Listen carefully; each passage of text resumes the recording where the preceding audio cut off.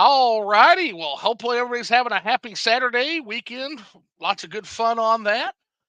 I'm here once again, coming at you through the power of the internet. A little bit fashionably late, as we always are, but that just them's the breaks, and everybody's used to that by now. Come on, fuck. A lot of people can't even hear me when I first come on, but not this time. I actually acted like an actual fucking YouTuber. So I'm gonna go ahead and hand it over to the one, the only Upper Nimbus, not to be confused with his piece of shit doppelganger, Lower Nimbus. So Upper Nimbus, go ahead and tell everybody a little bit about yourself. Tell them where they can find you, and make sure that everybody knows that you're not that other guy. Yeah. Don't get me mixed up with Lower Nimbus. That guy is absolutely shocking. That guy sucks. Hey, everybody. I am Uppernimbus. You may have seen me do JRPG content, Nintendo Switch content. I love all things Nintendo and anime sort of aesthetics and JRPGs and all that. I haven't posted in over 2 weeks. That's terrible of me, I know, how but awful. I try to keep it. Yeah. I try to upload. I try to upload it every 2 weeks if I can, but life schedule gets in the way. Brother, you want me to make you feel better real quick? Yeah. I haven't uploaded a proper fucking video essay since February. Oh, it's been that long, has it? It's been that long. So don't feel bad at all. And I swear to God, I'm eventually going to. But just when you start feeling bad about your output, just go look at what old Uncle Zoo's putting out. Oh, which is a lot of fucking I'll compare nothing. myself. A lot of fucking nothing right now. Yeah, no, you're all good. You're all good. So yeah, definitely go. If you haven't checked out Uppernimbus and stuff, definitely do so. He's a lot of fun, and you're about to see that during this conversation. So, and I'll tell you, you mentioned Nintendo and anime. Don't those things go together perfectly? They go together like spaghetti and meatballs, like peanut butter and jelly, like lamb and tuna fish, as the movie Big Daddy once famously said. Still don't quite fucking understand that particular one, but sure. Yeah, oh no, it really does. Like, especially with the Nintendo Switch generation, because the amount of like JRPG support on the Switch, and even Nintendo sort of, like Nintendo embracing the whole anime aesthetic with the success of Xenoblade and Fire Emblem. Like, I mean, I know sort of yeah. So I've gotten I do have friends who are largely just play Western video games. And the amount of stuff you hear about the Switch, some of it is, but the problem is, some of it's fucking true, bro. And again, I kind of wear it with a badge of honor, but also with a little bit of like a secret cringe inside because it's true. So let me give you a couple of the things I've heard the Nintendo Switch called, right? So I've heard it called a weeb system, like a weeaboo system.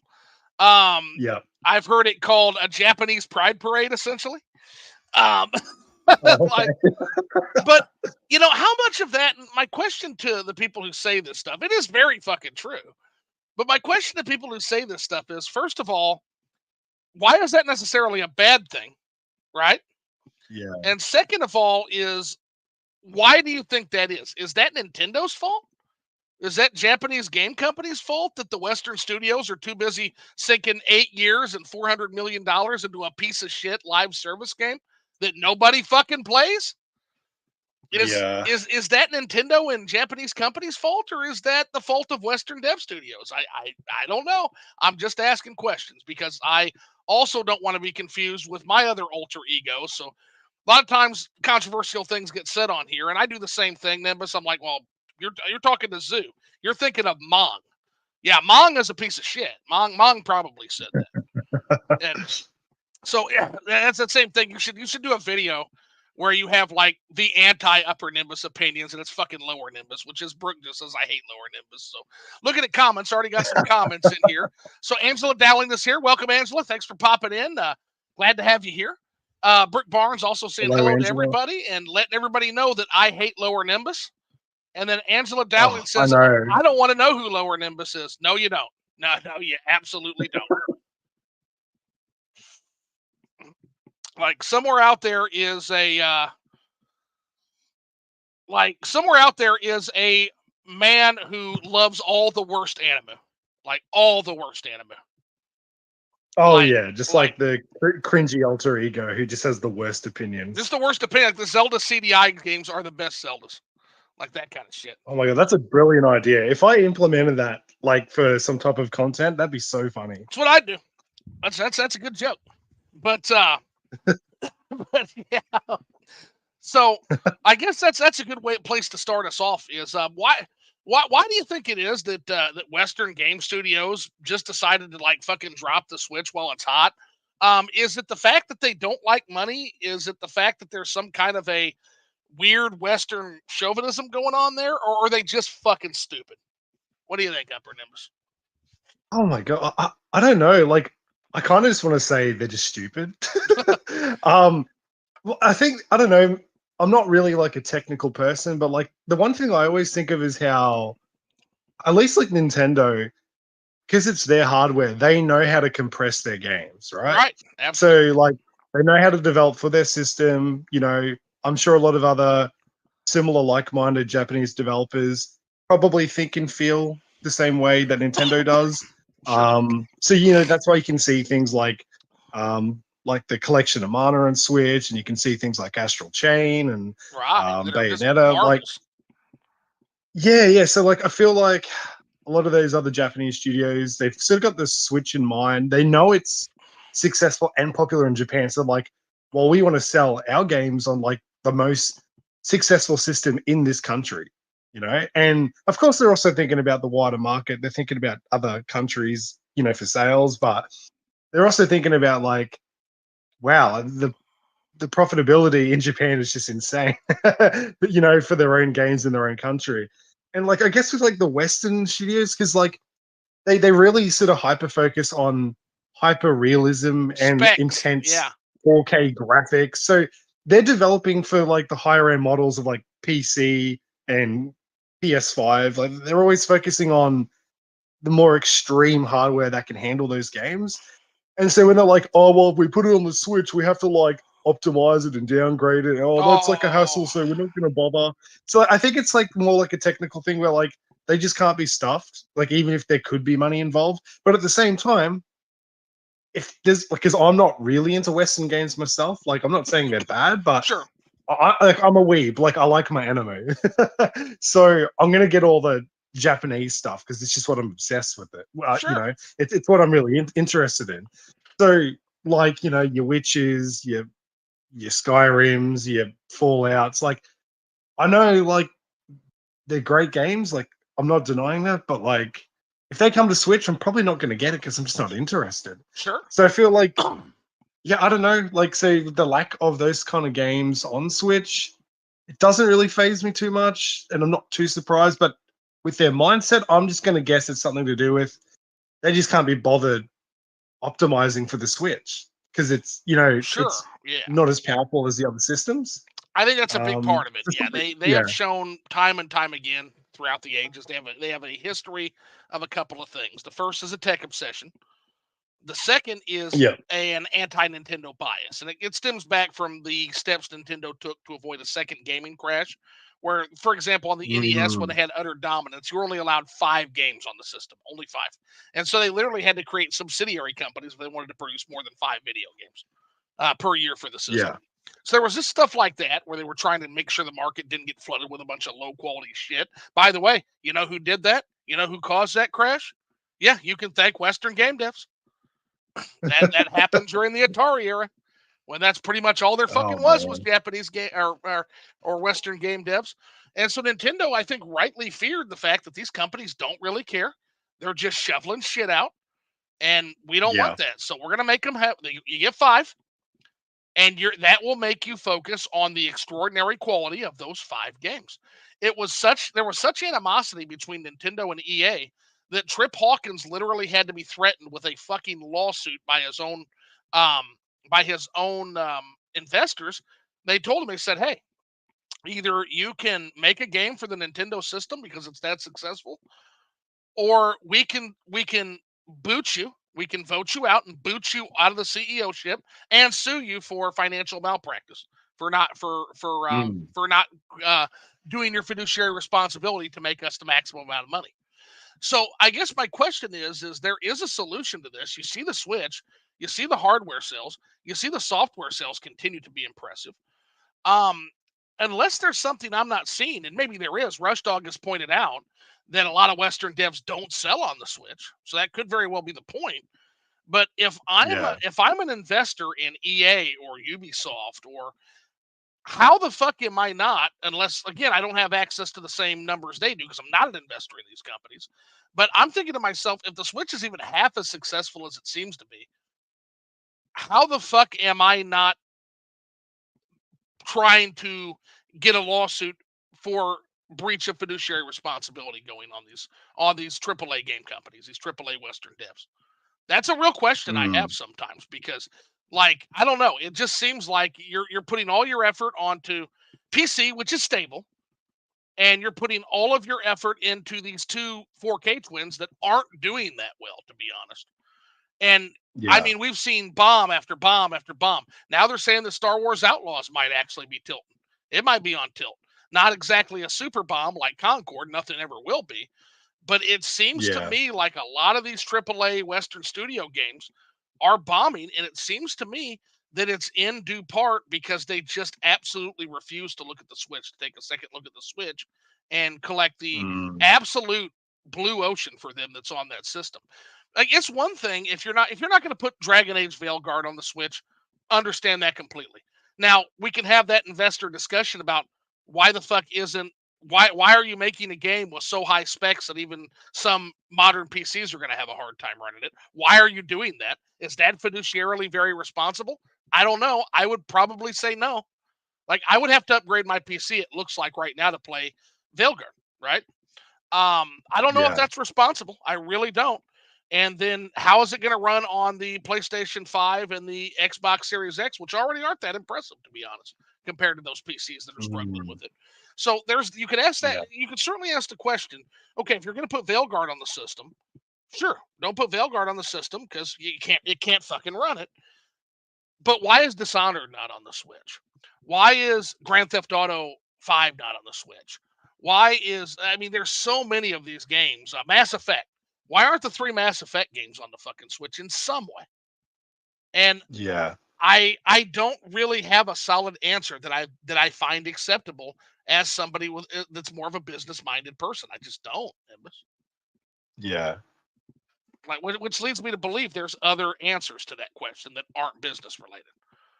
Like, maybe that More than animosity for likely. Nintendo's still there, or maybe you're just fucking stupid and you shouldn't be running these companies. Maybe there's that. Again, I hate to say that, Well, but yeah. I was gonna say, like, with like that animosity you're talking about. I mean, the greatest example I can think of is the Game Awards, oh because yeah, man. you just, yeah, like, so, like, it's not really a topic I want to like get deep into. Like, I Sure. know you'd probably want to get right into it, but like, just like while we're on the topic, just because it's in my mind, I do think of the Game Awards, and I think like they really, a lot of the time, with Nintendo especially, they always throw them under the bus, like all the time. Unless it's like your 3D Mario or your open world Legend of Zelda now, because it was great. They Which anymore they're never going to get to debut because that relationship has deteriorated so much. yeah. You'll never So unless it's like, they'll never debut a 3D Zelda again at the Game Awards. Never. It won't happen. no, no, no. But like it was almost like a pipe dream that Breath of the Wild even won Game of the Year in 2017. They didn't have a choice. Yeah, so like it's kind of like, I don't know, like I just don't think they want to like give Nintendo a bone for whatever reason, and they really do favor all those big quote unquote AAA Western games, which in my eyes aren't always AAA. Like, Oh just because fuck it's open no. world doesn't mean it's quality. Like I Well, hate you it when they're like, "Oh, mentioned we're making this quality AAA game," and it's like, yeah, but look how many like issues the game has. well, and even the quality ones. Like, I'm not going to sit here and tell you that The Witcher 3 is not a quality game. It absolutely is. Yeah, But I will tell you, as a fan, and I kind of have, I have my weeb side and I have my Western side. I actually, me, I have a yeah, foot in both camps. I played fucking Final Fantasy and I played Ultima, right? So Yeah. I can recognize a good game that grabs me when I see it, no matter if it's Japanese or it is Western style. I can do that. Yeah, no, I feel that. I do feel that. But I got to tell you, I love Morrowind. Everybody in this chat knows I love fucking Morrowind. I did not like Yep. Oblivion, and I really didn't care much for Skyrim, to be honest with you. Just didn't. Yeah. I think each game gets less and less of being an actual RPG. I did love Mass Effect. I did not like The Witcher 3 that much. I'll level with you. If I ever do get a chance to review The Witcher 3 for Switch, it's going to be pretty critical, to be honest. Yeah. I think I think despite it being a miracle port, and it absolutely is, I think a lot of sacrifices were made to get that game on the Switch. And on top of that, the gameplay itself in the world, it's just not grabbing me. The whole thing is not Yeah. grabbing me. It's just not. So, and I can say the same thing about JRPGs too, but the point being is, if you look at the games that have been focused on, I think it also creates a bit of a feedback loop, right? So I think what happens is, look at the games that are coming out on the Switch. Not only the big AAA Japanese games, a lot of times are getting backported to Switch, but you've also got Switch dominates visual novels. It dominates JRPGs. And I think Oh, it that really does. you create that feedback loop, and now those customers come over, and those customers, like you said, largely don't give a shit about Western games. So I think there's part of that at play too. Like, these are hardcore anime Yeah. fans. They like their visual novels. They like their JRPGs. And they're not really Yeah. looking at those big Western AAA games. And so I think a couple of things happen. I think it starts with the AAA studios, for whatever reason, ignoring Nintendo platforms. And then that allows the fans who establish on Nintendo platforms to become that kind of weeb, quote unquote, weeb customer that likes a certain type of game and likes a certain aspect of the industry. And in doing so, kind of now all those customers don't like our games. Now we'll not put more effort onto that system. And I just think it creates a constant Yeah. feedback loop. And you can not only see this by the type of games that are on the Switch, you can also see it with the kind of apps that are on the Switch. No Netflix, there's not Amazon Prime on the Switch. There's not any of these, like before, all these others will stream all that shit. But look at what's on there, right? You've got fucking Crunchyroll and you've got YouTube, Yeah. which you can get on your Switch. You can stream fucking Crunchyroll on your Switch. I think Yeah. that's pretty telling on the direction that Nintendo understands their customers, and I think Nintendo really does understand their customer quite well. So I guess Yeah. that'll start the anime portion of our discussion, which I'm very Yes. excited to get into. So now, in terms of Oh, yeah. Crunchyroll, is that your primary? How do you? I guess the first question is, where do you primarily watch anime? Do you watch it with DVD, or are you rich enough to be able to watch the Blu-ray discs? Or do you do mainly stream it from like Crunchyroll, or is there a certain streaming service you use? Like, how do you experience, and how do you look into getting into the anime? Yeah. I'm going to be honest with you. I'm actually a mixed bag Hmm. of accessing anime. Okay. So I do have my own DVD collection of physical anime, and you may, like, if you watch my videos, you can probably see the anime DVDs on the shelf in the background behind me. No one's ever pointed it out. No one's ever gone, "Oh, that looks like this series." Oh, is that anime behind you? Like, no one's ever pointed it out. But yes, that is anime behind me on the shelves. And I have, in the early stages of my channel, I did think about doing a video where I was like, gonna do like, oh, my anime collection. But like, if I did that now, like, the video would probably do terrible because people like, this isn't Nintendo Switch content. Uh, so yeah, so I've got physical DVDs. I did consider Blu-ray, but then I'm like, that's like a whole other like physical collection I don't even have room for. Right. So I'm only sticking with the DVDs. Yep. And then obviously, yeah, I do watch some anime on Crunchyroll. My partner and I are like sharing like monthly payments for it. So yeah, we watch anime on there. And then obviously, depending on what kind of anime is just not available anywhere else. Sometimes you just don't have a choice and you gotta set sail to the high seas.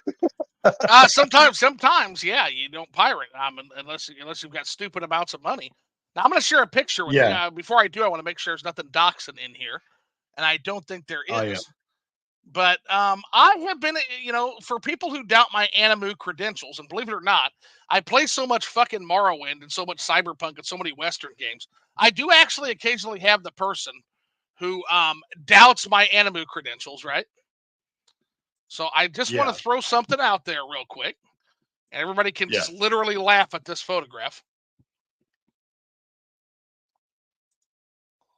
There Wait it a is. minute. Is that your place? That's the Animu layer. That's just the Animu layer. Oh my god, you legend. That's That is Animu. That's amazing. Animu Avenue and Animu Way. And now we're just going to delete I that. love it. And everybody got a very, very quick glimpse at the Animu cave. So That is amazing.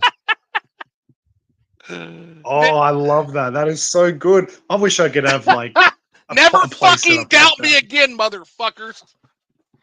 that. Oh my god, I love that so much. That is amazing, Sue. So anyway, so on fucking anime. So I guess we'll start with you. And you can let me know. I guess we didn't ask the question too. So before we ask what are you watching, what are you drinking right now? Well, like I mentioned, I think I mentioned this at the start of the stream. I am currently drinking an iced coffee. I'm a cold drink intaker. I do have the occasional hot drink, but like even in like the freezing depths of winter, I will Sure. still have an iced coffee. That's a real story as well. Just real quick, like as a little Sure. side story. So, because I'm like, I'm what do you call it? So basically, in Australia, I'm based in the state of Queensland, which is sort of like a subtropical state. And a couple of years ago, I went down to New South Wales, basically Sydney, and it's a little bit colder down there in the winter. And my partner and I went out to the Blue Mountains, where it's like elevated and really, really cold in the winter. And I remember there was a little coffee shop just like next to the train station. And the guy's like, "Oh, what can I get you?" And obviously my partner got a hot drink, and I just said, "Oh, can I get an iced coffee, please?" And he just looked at me with the most deadpan expression on his face, and he's like, "Are you actually mental?" And I was like, "Yep." I'm like, "Please give me an iced coffee in these freezing temperatures." But anyway, yeah. So that's what I'm having right now, and I guess that answers the question. Yeah, so I am drinking a little bit of Blanton's. This is a classic for the show. Ooh. It's a Blanton's Yep. bourbon mixed with a little bit of, because I'm fucking crazy, I took that wonderful bourbon and I threw it into a Diet Pepsi. Oh my god, that sounds amazing. It is very good. It's probably fucking really stupid, since you can probably do that with any other bourbon and get the same effect. But it's what I grabbed. It's what I had with me. Yeah. And I'm gonna pay for Nice. that, by the way, Nimbus, because when a bottle of Blanton's becomes scarce again here in a year, and I can't get it, I'm gonna remember that little tiny increment I poured into this glass, and I'm gonna really want to kick my own ass for sure. Oh man. So, I will pay for that. Point being, I absolutely will pay for that at some point and sometime. Yep. Yep. So, all right, looks like we got some more chats filling in before we get into what you're watching. So, Six Sam Chat 9 says, I'm just here to pop in and say hello to Nimbus and Angela, but now I've got to get back to work. Time is money and all that. Hey, totally respect that, man. Get back to that grind, get back to that hustle, and yeah, I'm sure Nimbus and Angela are sure to say hi. I'll just sit back in the corner here like the chopped liver, I guess. Hello, Sam Chat. Then we got Brooke Barnes saying awesome, and then what's up, guys? Nish Quick Pops is in the house. I'm glad. I'm so glad Nish is here for the Animu discussion. I'm so glad. He's going to learn about all kinds of awesome Animu. I think he got here just a second too late to see the fucking photo, though. I think he got here just a tad too late. But you can always rewind the video. It's forever. I'm going to leave it up. So to see where me and my partner usually park ourselves in between the intersection of Animu Avenue and Animu Way. Oh yeah. Before we watch it. And then Angela says, "Hey Sam, have a great day." And then Red Bash Gaming says, "Sup, bros?" And Sam, Six Sam Chat 9 says, "Hey Red Bash, take it easy, everyone." So yes, Sam, see you later. Red Bash, welcome in, buddy. Glad to have you for our Animu discussion. This quick says, what's funny is whenever I brew coffee, I do it in a 1-1 ratio for grounds and water. When I crashed my friend last weekend and had only 5 spoons of grounds for 12 cups of water. Oh, shit. you Oh my God. monster. You absolute monster. Damn. Did you hate that Jesus. fucking guy? You Oh must my have God. hated that guy. So I'll tell you what, Jesus I Christ. used to not be into coffee at all. And I've got to tell you that coffee is, ever since I played Persona 5 of all games, I am coffee obsessed. I am not even exaggerating a little bit when I say coffee dad changed my life. So now I've got the fucking I've got the French coffee press for the beans. Like I've got the actual stovetop coffee what do you call it? Phylactery, like coffee pourer thing. Like I've got all the equipment now. So yeah, it literally changed my life. Literally changed my life. That's amazing. Because it's like, man, this coffee, I didn't know there were so many bean types and all this other shit. And I thought it was just bean water, like just fucking bean water. But man, bean water, there's a lot of complications to bean water. And yeah, it's awesome stuff. And then basically like drinking hot water. I need to anime Rex. Haha, and I'll take yours too. Always looking for good new anime. And then this quick says, I'll be listening back here and there because I'm in the process of editing right now. Hey, you know what? This is a nice thing to edit to because you can get your anime recommendations, get your videos done. I like it. Rad Bash Gaming comes in to say anime is life. Hell yeah. This quick then says, I'm Indian, so coffee addiction is a given. It runs in the family. And also, India does produce some of the best coffees on the fucking planet. Up there with like Ethiopian blends and Cuban blends. So there's some really, really good stuff there. This quick says, my grandfather actually grew up in a massive coffee plantation in southern Karnataka. That is awesome. Oh, man. Next time you're on the show, you know you're telling me about some of his stories, right? So try to remember him really well. I need to hear about this. That sounds incredible. Like that sounds awesome. I never toured coffee. Again, wasn't really into coffee at the time, but I did tour a tea plantation actually. When I was over overseas, and it was really, really cool how they actually literally climb up and pick the tea at high altitudes and stuff. It's really cool. Oh wow. There's so much that goes into tea that you wouldn't even believe. And I'm sure coffee's exactly the same. This is, by the way, this is now the coffee cast. Just saying. Coffee is a drug, but I very extremely mild drug. It is allowed apparently. If they outlawed coffee, we would kill them, Sam. I'm not even kidding you. Like if the nations of the world tried to outlaw coffee tomorrow, there would be revolution. I'm not even joking. Like it's one of the things you're never going to see happen. Like they don't have a choice. We all love our fucking coffee. Oh yeah, we really do. And then this quick says, yeah, I definitely will. Yeah, you're gonna have to tell me that story because that's awesome. So, alrighty. So, what are your current anime recommendations? Oh, so you mean like more so with what I'm currently watching that I would recommend? Yeah. What are you watching currently? Well, the main thing I'm watching at the moment is Don't Toy With Me, Nagatoro. We need to talk really about Nagatoro. Yeah, we need to talk about Nagatoro. So Nagatoro is my friend Vince actually turned me on to Nagatoro, and holy shit, is that so much fun! So I don't want to give any spoilers because I'm actually I'm in the manga, so I'm reading the manga too, and I don't want to spoil anything. Where are you at in their relationship? Question mark. Okay, so I've watched all of season 1, and I'm currently like right near the end of season 2. So I've got 2 episodes left for season 2. So I think it's episodes 11 and 12 I need to finish for season 2. And actually after like our live stream today, I will be finishing that off. like some point later today. So yeah, again, like anyone who's watching this, Zoo and I will do our best not to like give any like deep spoilers for any Correct. anime that we talk about, Correct. but like we'll try and like tiptoe around like base subjects so that Zoo and I know what we're talking about.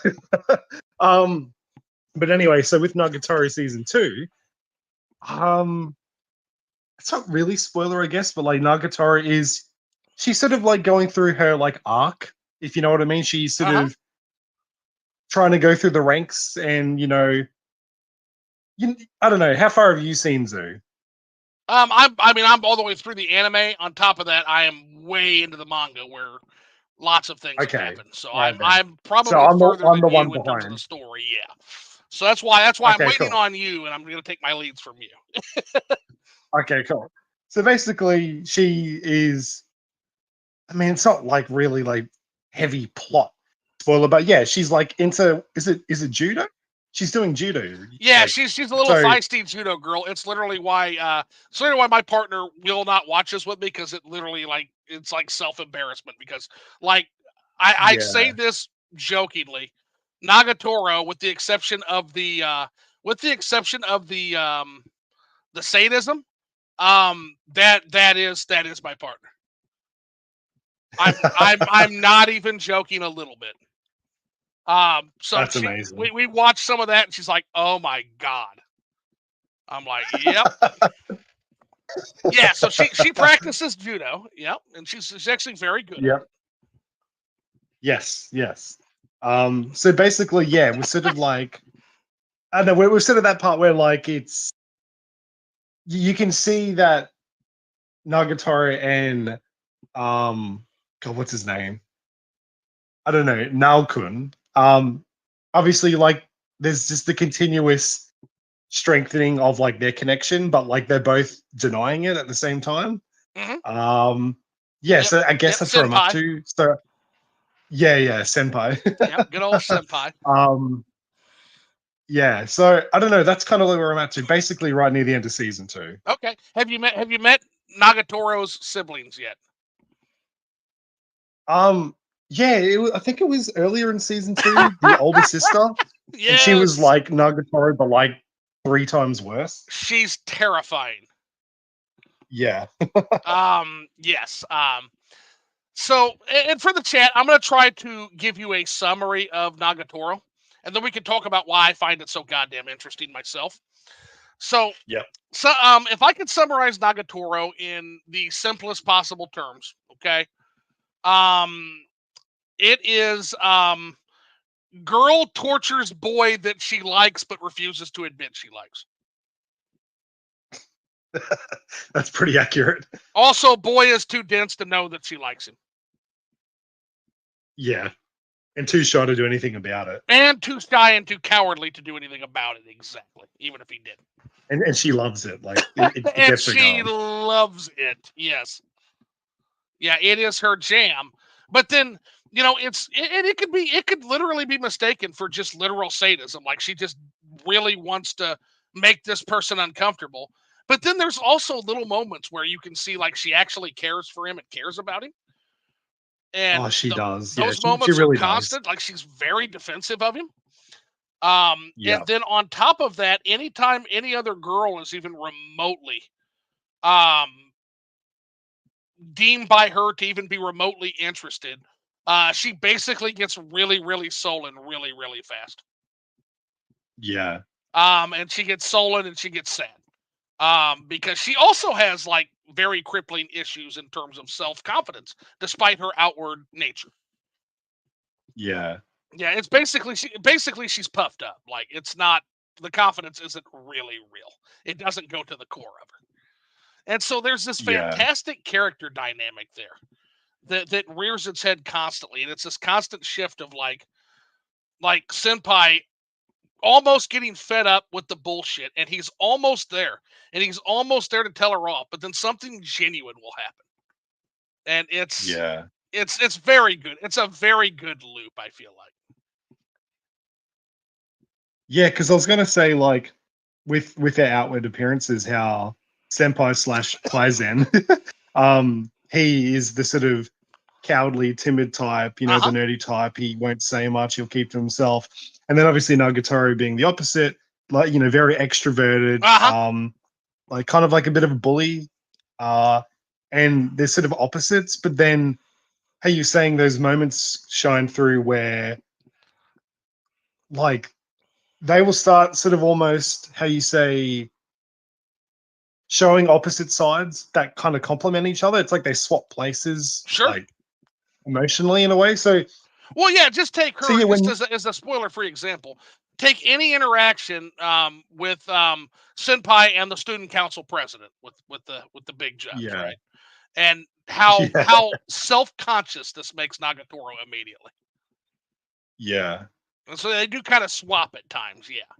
Or and the other part of the story, which I find wonderful, and you're starting to see that where you're at, is the fact that their relationship is also helping them develop their talents and hobbies. Yes, exactly. Senpai is becoming a better artist because of Nagatoro, and Nagatoro is finding the wherewithal and the confidence to pursue her judo because of Senpai. Yeah, definitely. And I noticed that reflective through season 1 and 2 respectively, because the sort of climax of season 1 was focusing on Senpai's like art career. Yes. And then with Nagatoro, it's all about her with judo. And like another, like a moment that sort of stood out to me, and I'm not gonna like spoil it, but yeah, the best couples like, fuel each other's passions, and that is on display there, whether they know they're a couple or not. They already are. Now, that's not a spoiler. I'm not saying that it ultimately works out. You'll have to watch the show and read the manga to find out. But whether or not they are official, they are a couple. They absolutely are right now. Where you guys are at, they are a couple. They just don't know it. Yeah. And now the question is, will they ever fucking know it? That's the question. That is the question. Yeah. The only thing I was gonna say, just because like while it's on my mind, is like, because you see those moments where Nagatoro sort of might become, sort of closed off and introverted and stuff, or feel small in certain situations. And then what I really like about Senpai is when basically there's an episode where he's sort of like showing Nagatoro like how to draw, and they sort of do some drawing together, and then some anonymous character kind of pokes fun at Nagatoro's drawing. Yes. And like it rubbed Senpai the wrong way. And because he by nature, like they outward get appearance, defensive of each other. Yeah. He is very closed off, but he had the guts to stand up and say something and snap at that person. Like, how dare you mock someone's work of art and love? And I love that. Like you're saying, it fills each other's voids, and they can get defensive for one another, and then they start bringing out a side of them which they don't normally represent. So then they start displaying the opposites of each other when they need it most. And yeah, I just think it's awesome. Like it's not like a super deep show, but like it's got those elements where there's some thought behind the characters' relations and their character development. You're not going to find philosophical absolution by watching Nagatoro. It's not like this one in particular. Like you say, it's not fucking Techno Lives. It's not Perfect Blue. It's not anything super thought provoking, but there's heart in it. It's not really trying to be, and it knows exactly what it is. It knows exactly what it's trying to be. And are you ready for a fact that'll blow your fucking mind? Yeah, you probably will. Nagatoro, and this is what fascinates me endlessly about this. Nagatoro's artists, you know what they're known for? Oh, okay, yeah. It's porno. I do. They're a porn artist. Etchy, They're a dojin artist. Yeah. Yeah. It's porn. Yeah. It's very questionable times as well. Oh, it is. But the fact that they're capable, they can go from that to this show that is just full of heart. And I guess the best compliment I can give Nagatoro is it understands the human condition. It's one of those shows that just gets what human beings are, right? Yeah. Yeah. I can't think of a better compliment to give a show, honestly. You Yeah, know, it's really if good. Like, art is a if and art it's is a fun. reflection of nature, Nagatoro hits the human relationship pretty right square in the bullseye. Yeah, definitely. So what else you watching? Again, that's a great show. Oh, That's a great start. yeah, yeah. I so like for the longest time, I've kind of been like a bit of an anime hipster. So whenever like something like really popular or big has been trending, I'm like, oh, I don't feel like watching that because everyone's talking about it. Sure. Just because it's like constantly in your face. Like greatest example was Attack on Titan. So I've never watched the series in whole, but these days I'd be more willing to just because like the hype has died down and the series is kind of complete. But that's like one of those examples where I was like, oh, everyone's cosplaying as like the dudes from Attack on Titan, and I'm seeing it everywhere. I'm like, yeah, no, it's probably a good show, but I'm like, I don't know, like I just sort of like got sick of it just because it was everywhere. So in saying that, it's ironic because I love One Piece. And that's a hugely ongoing series that literally has no end. So I'm always watching the latest One Piece episode. And I think it was probably about a year and a half ago now, I finally said to myself, I need to know what's happening like further on. So then I started reading the manga up to date. Okay. So yeah, I'm avidly reading the One Piece manga and I'm avidly watching the One Piece anime just because I just love it that much. And where the story's at right now is it's just unfriggin' believable. Like it's so good. Gotcha. Okay.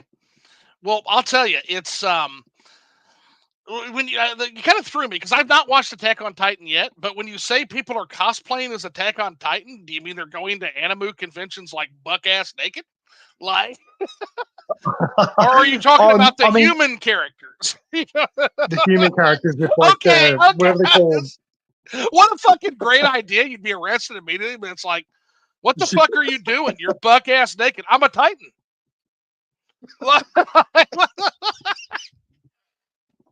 I'm a Titan fan. Let me Yeah. go. Hey, I'm a Titan. You can't. I'm just cosplaying. I'm just living my best life out here, man. I'm Oh, I'm oh my cosplaying god. as a Titan. Lighten up. Oh god. Oh, I'm sure people have thought of that before. So I've got to. No, but I've got to yeah. say, yeah. When I look at this, it just seems so fucking strange to me. I'm sure there's a great story behind it, but like, yeah, these giant like naked humanoids, just like cannibal people, just like attacking like the like. Can you kind of sell me on it? I guess is what I'm asking you to do because what is the deeper, whether it's heart like in Nagatoro or philosophical aspects of it, what is something I can grasp onto besides kind of the shock value of these giant naked cannibals trying to eat them? Is there Oh, anything more okay. to it, or is it just a horror anime? Well, actually, I was just using Attack on Titan as a reference to segue into One Piece of Okay, how it's like a mainstream anime because I've only watched like the first 8 episodes of Attack on Titan like back in 2013. So I was literally just using it as an example of mainstream anime that I've avoided, and then jump to One Piece and be like, yeah, but I love One Piece because that's like hugely mainstream. Um, but all I know, Zoo, honestly, I only know as much as you do about giant naked people running around eating little gotcha. people. So That's all I so know all about right. So that was Attack just a on quick Titan. segue into One Piece, which I have Into started. One Piece, yeah. So God Okay. help me, I have started One Piece. Okay. So God Yeah, help me, because it's that's like the a roller fucking coaster. 1,000 goddamn episodes. Um, It I literally is. It's over that. I blame Orbalology for this. I blame Emily for this. Yeah, She's the I forgot that. yeah, I forgot that she's a huge One Piece fan. huge One Piece fan, and she's like, "Oh, Zoo, you gotta watch it. You've got to watch it." And then I was just gonna watch the Netflix show, and she's like, "Zoo, no, you gotta watch the anime." The Um, anime, yeah. and then on top of that, another buddy of mine, John Eye Patch Wolf, he's on YouTube, is like, not Yep. only should you watch One Piece, I'm going to go further. You shouldn't watch One Piece. You should read One Piece. I was like, you motherfuckers, like, god damn it, like that's even more. That's even more shit to do. And Oh yeah. and like John's just like, well, that's revenge for kill 6 billion demons. And I'm like, nah, bullshit, bro. That is nowhere near the same length. That is Yeah, nowhere yeah. near the fucking same length as and Brooke Barnes is 900 episodes into One Piece. That just popped up. So we'll get caught up on chat Oh before we get wow. super into One Piece. We'll get caught up on chat. But I just want to say that, like, whenever you're asking someone to watch One Piece, like, that's an ask. That's a big ask. And I don't care how It good it is. is. That's a gigantic ask. And you ought to be internally thankful that there are any new fans of this fucking thing, given how big the ask is at this point. Oh my god. Oh my god. To be fair, Oh yeah. JoJo's Bizarre Adventure is getting to be about the same big ask, honestly. It's getting to be a big ask too.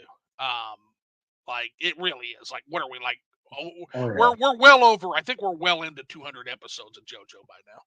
So Yep. Yep. yeah, so it's starting to get up there. It is starting to get up there, but nothing will ever be Yep. One Piece except maybe Naruto, which is another one that. And OJ, I just and now I feel bad because I've started One Piece, and I'm sure if OJ's listening, he's gonna be like, "Bro, you're starting One Piece, but you're not gonna start Naruto." I told you to watch Naruto. It's like,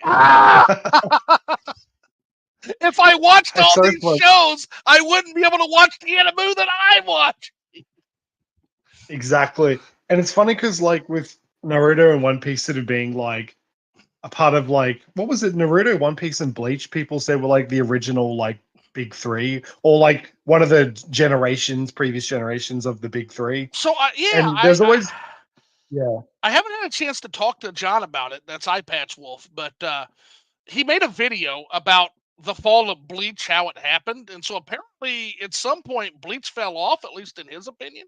But again, I don't know. Yeah. I haven't watched any of these shows.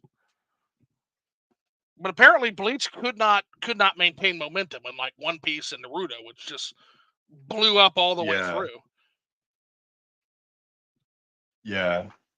Then there's the two of their little brother, which is not, it's American anime, but I consider it anime because it's that good. And that's Avatar: The Last Airbender, which V has been on me to watch forever. Yep. Yep. So I just it's too much goddamn shit to watch, Nimbus. It is like I, like things like My Hero Academia, because like I was actively watching My Hero I'm so Academia mad. like years ago. We're gonna get into that. I just just finished a manga. Okay, manga Oh, just okay, ended. well you'd be obviously you'd be ahead of me because I think I You can watched. stop, but you can stop if you want, and I can tell you what happened, and you will thank me. But I'll leave that up to you, brother. Oh God, so is it one of those like Promised Neverland situations where like the final season just bombed? I'm so angry. It's not. I mean, it's the Oh final God. season disappointed me because I thought it was going places intellectually. It didn't go. Oh Like, no. it turns like the whole thing was a critique of hero society and how heroes craft villains and such and such. And it's like, surely they're going to do something with this, especially with the realization that quirks blank blank blank blank blank blank blank spoiler spoiler spoiler spoiler. But Yeah.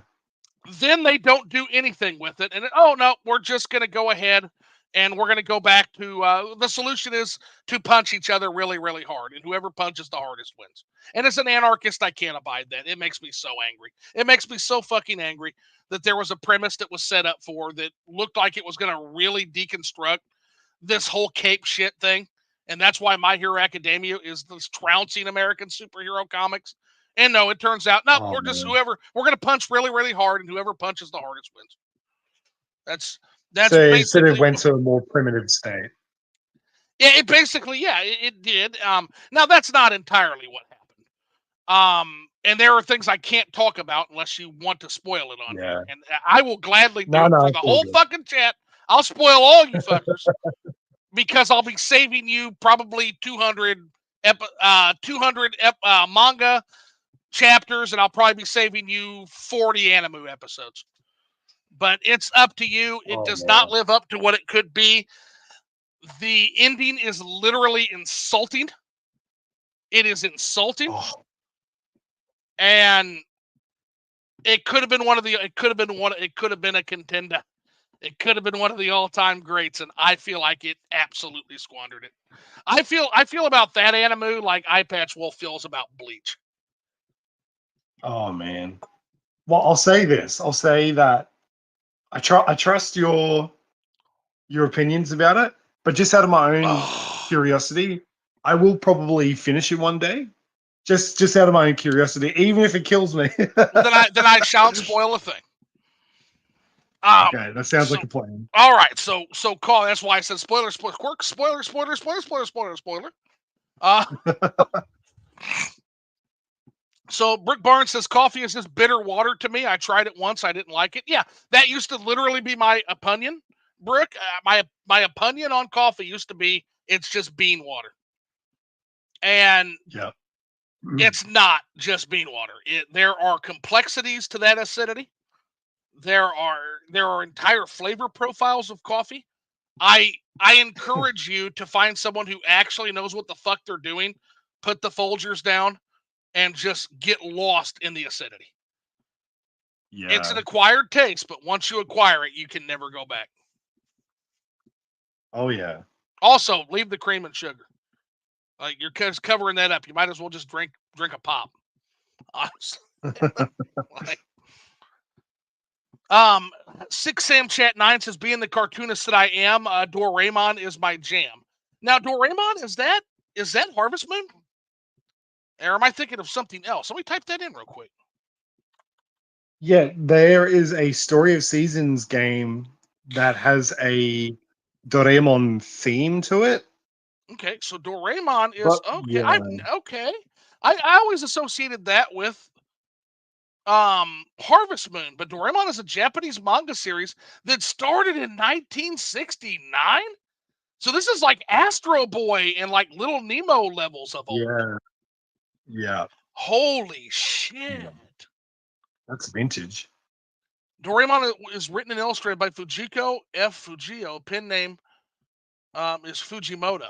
Okay. This motherfucker was born in 1932, Nimbus. Oh my god. He's still fucking drawing? What? He's not. No, okay. No, he's not. He's actually deceased.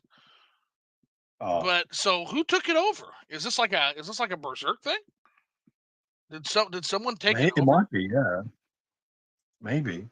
Is it like a I'm not too sure actually. Garfield thing? Like fucking Eye Patch Wolf's worst fucking reality where Garfield never ends and there's literally a team of people that are so adept at drawing Garfield you can't even tell a difference between Jim Davis's Garfield and theirs. And so Garfield will just continue forever. It's just like what is it? It's like omnipotent being. Oh yeah, have you seen his video on what the internet did to Garfield? No, it's something I've been curious about because I just think it'd be a wild Bro. ride of a Oh watch. my god. It's one of the best things on the internet. It's one of the best things on the internet. I think what we're I'll gonna have to check do, it out. because it's such a footprint in my mind, um, I'll just try to find a time. Like this is a good time on a weekend where everybody's available, and we'll just watch the Eye Patch Wolf video at a watch party. What the internet did to Oh, that'd be Garfield. fun. Holy shit, man! Yeah, That would actually be a lot of fun. that is a fucking ride. That I can't give that video more praise. That's everybody has that video that they watch and they watch the video and they're like, why the fuck am I even trying to do this? Right? Yeah, yeah. That is the video for me. That is the video for me. I watched that video and I'm just like, what the fuck does YouTube need me for? Yep, yep.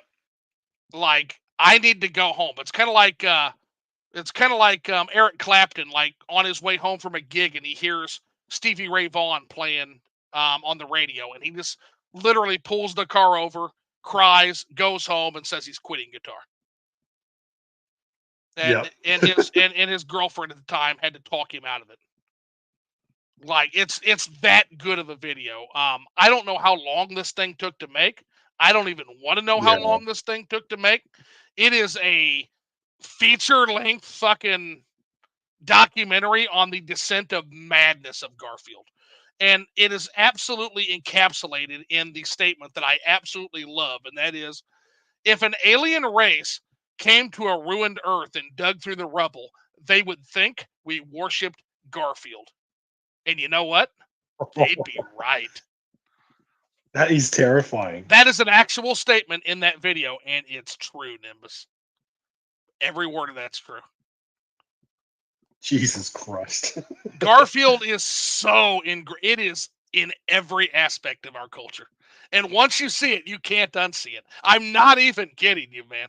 There's a reason why the internet sees Garfield as this nihilistic, fucking all-encompassing, like borderline divine being. That's how he's portrayed in like the internet Garfield stuff. There's a reason for that.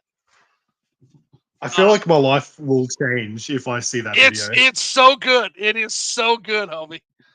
We're gonna watch it. Yeah, we're gonna watch Party That Fucker. It won't be next weekend. Maybe the weekend after. We'll just do a watch party. Anybody who wants to come to the Discord can just pop in, and yeah, they can literally watch their Switch on reality be flipped, literally. Damn. Let's see, but yeah, it seems like Doraemon actually dangerously seems kind of like a Japanese Garfield. I'm gonna have to look into this. Yep. I'm definitely gonna be looking into this. So thank you so much for showing me that, Sam. That's awesome. So Angela Darling says we need the manga Nagatoro. Yeah, the manga is out, and I don't know if they're going to continue or not where I ended. I don't know whether they're going to continue it or not. Here's the thing. I kind of hope they don't continue Nagatoro. I think where I'm at with Nagatoro, I feel like Nagatoro has said everything it ever needs to say. I feel like it's said all it needs to say. Yeah. I don't necessarily know if it really helps it to continue on. But it probably will. It's immensely popular. Yeah. Angela Dowling said, "Yeah, we met that sister. She a troll." Yeah, you see where her sister gets it. I'll put it that way for the no spoilers, but you see where Nagatoro gets it. Yeah. So Brooke Barnes is going to ask the question that you knew I was going to ask, and that's hey, Uppernimbus, JoJo. I haven't watched it for like a good while. Okay. Because I watched the first 3 anime seasons. So I watched the original one with, I think it was Jonathan Joestar. Yeah. And there was the second one, which I love, the one with Joseph Joestar. Joseph's so He's much just fun. so funny. He's the best. And then, yeah, the third one, when they started introducing all the stands with Jotaro, that was good. Like, because obviously now JoJo's is like fully cemented with the whole stand thing. Like, that's just like the iconography and meme status of JoJo's. So I know I've like got a lot to catch up on because it's been a hot minute. But you're right on the cusp of part 4, which might be my favorite anime of all time. Okay, awesome. So no, I do like JoJo's, but if I'm gonna get back into it, I'm probably gonna like rewatch it from the beginning just so it's fresh in my mind again. And it gives me a good reason to go through season 2 with Joseph because I just love his humor. I just think he's amazing, and like the friggin' the Pillarmen, and then Pillarmen are great, and the way that situation with Cars is resolved. I'll just put it that way. The way it's resolved, just let you know where this bonkers ass series was going.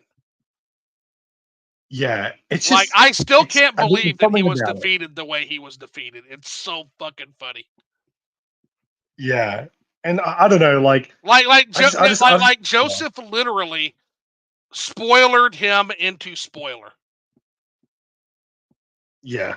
I can't even. There are not words. There are not even words for how much I died laughing when that happened. Yeah. And also logical because there was no other way that was going to resolve. Yeah. He was literally unbeatable at the end there. Literally. Like he did. Yeah, that was he did it. Insane.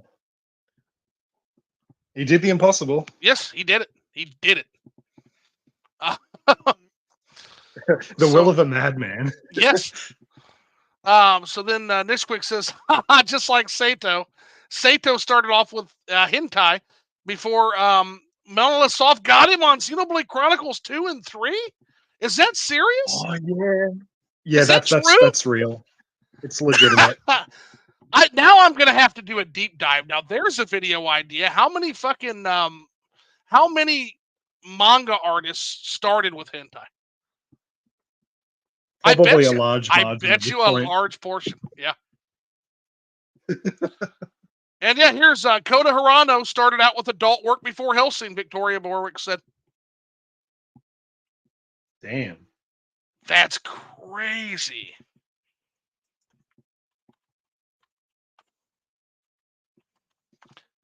I'm glad you mentioned Helsing, by the way. I am so glad that you mentioned that, because that's going to be one of the anime that I actually recommend. And that is Yep. that is Wicked City, actually. Oh, that's the movie, isn't it? Yes. Yes, I saw that about 5 years ago, I think. Yeah. Yeah, because I've always paired Wicked City, Demon City, and Irotsukadoji as like this like unholy trinity of like just batshit crazy, extreme hardcore like anime films. Well, and here's the other thing. Demon City as well. Oh my God, Demon City. Like, yeah, Demon City is bad shit. And Demon City has animation that you will not see anywhere else. Yeah. Like the quality of that that unofficial trilogy is incredible. Yeah. Like, so brief shout out to Demon City. It's not one I'm currently watching, but it's one that I always go back to. It's one of those ones I can't put down. Yeah. It's like Paranoia Agent, right? It's one of those one by I've got to Satoshi watch Kon. that. I've got to watch We're that. gonna start that over. That's another one we're gonna watch party. Nimbus on the Discord, and I'm sure Brick wouldn't mind starting it over because it's like 10 episodes, like 13 episodes. That way we can get Yeah. more people on there, and we're going to start organizing these watch parties a little better, because here's the thing. You know how I am. I don't organize shit. It's like, hey, I'm going to do a watch party, and if you can make it, cool. If not, that's cool too. And it's like a day before, and everybody's like, oh, that's nice, but I can't make it because you literally just decided to do this by pulling it out of your ass. So we'll have to try to do a little bit better of a job organizing it, and we'll sit down and we'll watch that, because it's important. It's really, really important. It's good stuff. Yeah. And then Nishquick says, I've got to restart AOT. Haha. Attack on Titan. And then Nishquick says there's some really cool lore and themes in Assault Attack on Titan Zoo. I just didn't appreciate it when I watched it. I need to restart it because I never finished it. Okay.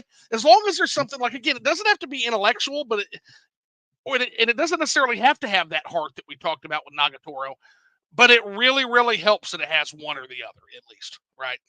Yeah. Something engaging. Yes. Yeah. Brooke Barnes says, I am 900 episodes into One Piece, and that terrifies me more than you know, Brooke. That there's 900 episodes? There's 900 fucking episodes? Honestly, Brooks, you are doing an amazing job, because you're getting ever so closer to where they're currently at in the anime for One Piece. Like you're getting very close now. You've only got like another oh my 100 God. 120 episodes left or something.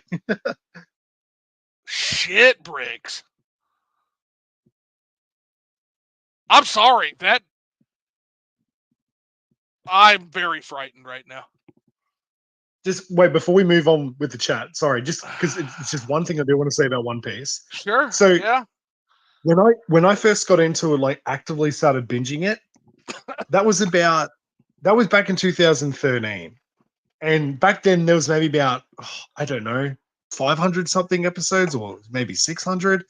So I was lucky to start back then when it wasn't as extreme with 1,000 episodes. And I was insane because I luckily had it, free time at the time, because I was a bit younger and I was sort of fresh out of high school. Yeah. But I binge watched One Piece for about 3 weeks straight to get through all 500 episodes at the time. So I literally would wake up and I would watch One Piece for like 12 hours and just go to bed. Or even more than that. It could have even been like 14 hours. Holy shit. Okay. Well, I'll say this about One Piece. It doesn't grab you right away, or at least it didn't me. Okay. Yeah. I really struggled at first with One Piece, and there's two spots that I can pinpoint when I bit, and then I can pinpoint when it hooked me. Okay.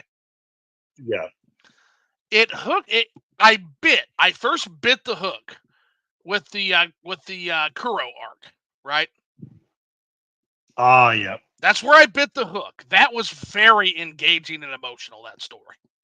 Yeah. I remember that. Yeah. And the stakes of that with a young girl's life basically at stake, right? Yeah. And that's where I bit the hook. And when they yanked the hook was the Arlong saga with Nami. Oh, yeah. Yeah. After Arlong, I'm like, and then also the fact that he's actually officially on the most wanted list. That was kind of a fun, kind of addendum to that after defeating Arlong, because Arlong was like a big Yeah. deal. At that point, they had me, and I'm like, okay, at some point in my life, unless a fucking bus hits me or something, I will probably finish One Piece. Yeah. It's really good. Like, I'll say this. Like, I'm kind of hoping, and this is where Nish Quick would get excited. But I'm kind of 900, hoping, like, 900. I was going to say the way that the story's going with One Piece, like where it's at now, with some of like the plot twists and the revelations, it's really sort of like it reminds me of the way that like the Xenoblade games are handled, where you'll go through the story, you're like, oh yeah, not too bad of a beginning, and then there'll be some type of hook, and you're like, okay, this is pretty good. And then you just sort of get to that midway point of the game where you're like, oh my friggin' god, and you're like, I need to know what happens next. And it'll just throw like surprise after curveball, like right at you. Yeah, And it's I just, just I want to feel like, say that. Yeah, the idea. Do you know? I'm sorry, keeping somebody hooked for 1,000 plus chapters. I just looked it up in the manga. Keeping an yeah, audience this large hooked for 1,000 plus chapters. That is a fucking literary achievement at this point. it Breaking Bad, really is. Breaking Bad couldn't have fucking done that. Yeah.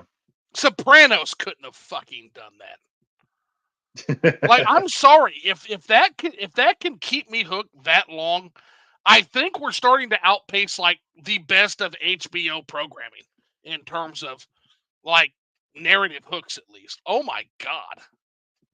Yeah, Like, I it's have to ask, like I'm how the still fuck hooked. does Oda do that? How does he do that? I don't know. Like he just keeps introducing more world building. He introduces more questions, but then he answers questions, but then he creates more questions out of it. And you're like, there's another mystery. I have to know what happens next. Like he creates more intrigue and he makes the world just constantly bigger and bigger. And like there's obviously like a lot of people theorizing of what's going to happen at the end of One Piece and what does it all mean. But I still think like there's also going to be so much that we're not even seeing coming at all. And we're going to be like, holy crap, that was beneath our feet the whole time. Like it's going to be one of those moments, and I just can't wait. Well, I'm gonna throw. I've never even seen One Piece all the way through. I'm actually currently I'm at the Smoker saga. Basically, he just made it to the island where Goldie Yeah, Roger was executed. And that's not a yeah, spoiler. yeah. That's literally in the fucking No, opening, guys. Not a spoiler. yeah, So, calm down. Um, but basically, I'm at the Smoker arc is the last place I held off. Here's, by the way, here's yeah, another thing. I haven't watched One Piece in probably 3 months, and I still remember all of it. I remember everything that's yeah, happened. That's also a yeah, pretty big. That's a big deal. yeah, That tells me that the story is keeping me like it's in my mind, right? Which a lot of stories yeah, they air out a month after they're there, right? So yeah, I will say this: I also like the fact that it feels like he solved the power creep problem, kind of in a similar way that JoJo did, and that is that where the stands get around the power creep by making it a battle of wits more than a battle of strength. Um, yeah, I feel like what One Piece goes in kind of a different direction with how they handle that. So it's not the way they avoid power creep is there's different layer cakes of power, right? So you've got just yeah, how fucking strong a guy is. That's one level of the power. But then you've also got their devil fruit, right? Some people Yeah. have a devil fruit, and those devil fruits do different things, and they operate almost like stands, where different devil fruits can be used creatively to do other things. It's literally Monkey D. Luffy's whole thing, is the creative way he Yeah. uses a power that seems really fucking lame at first. And it's like, oh no, that's not lame. It's fucking broken when you realize what he can do with it, right? Yep. But then you've also got another added layer. On top of the devil fruits, you've got something called hockey that's going to show up.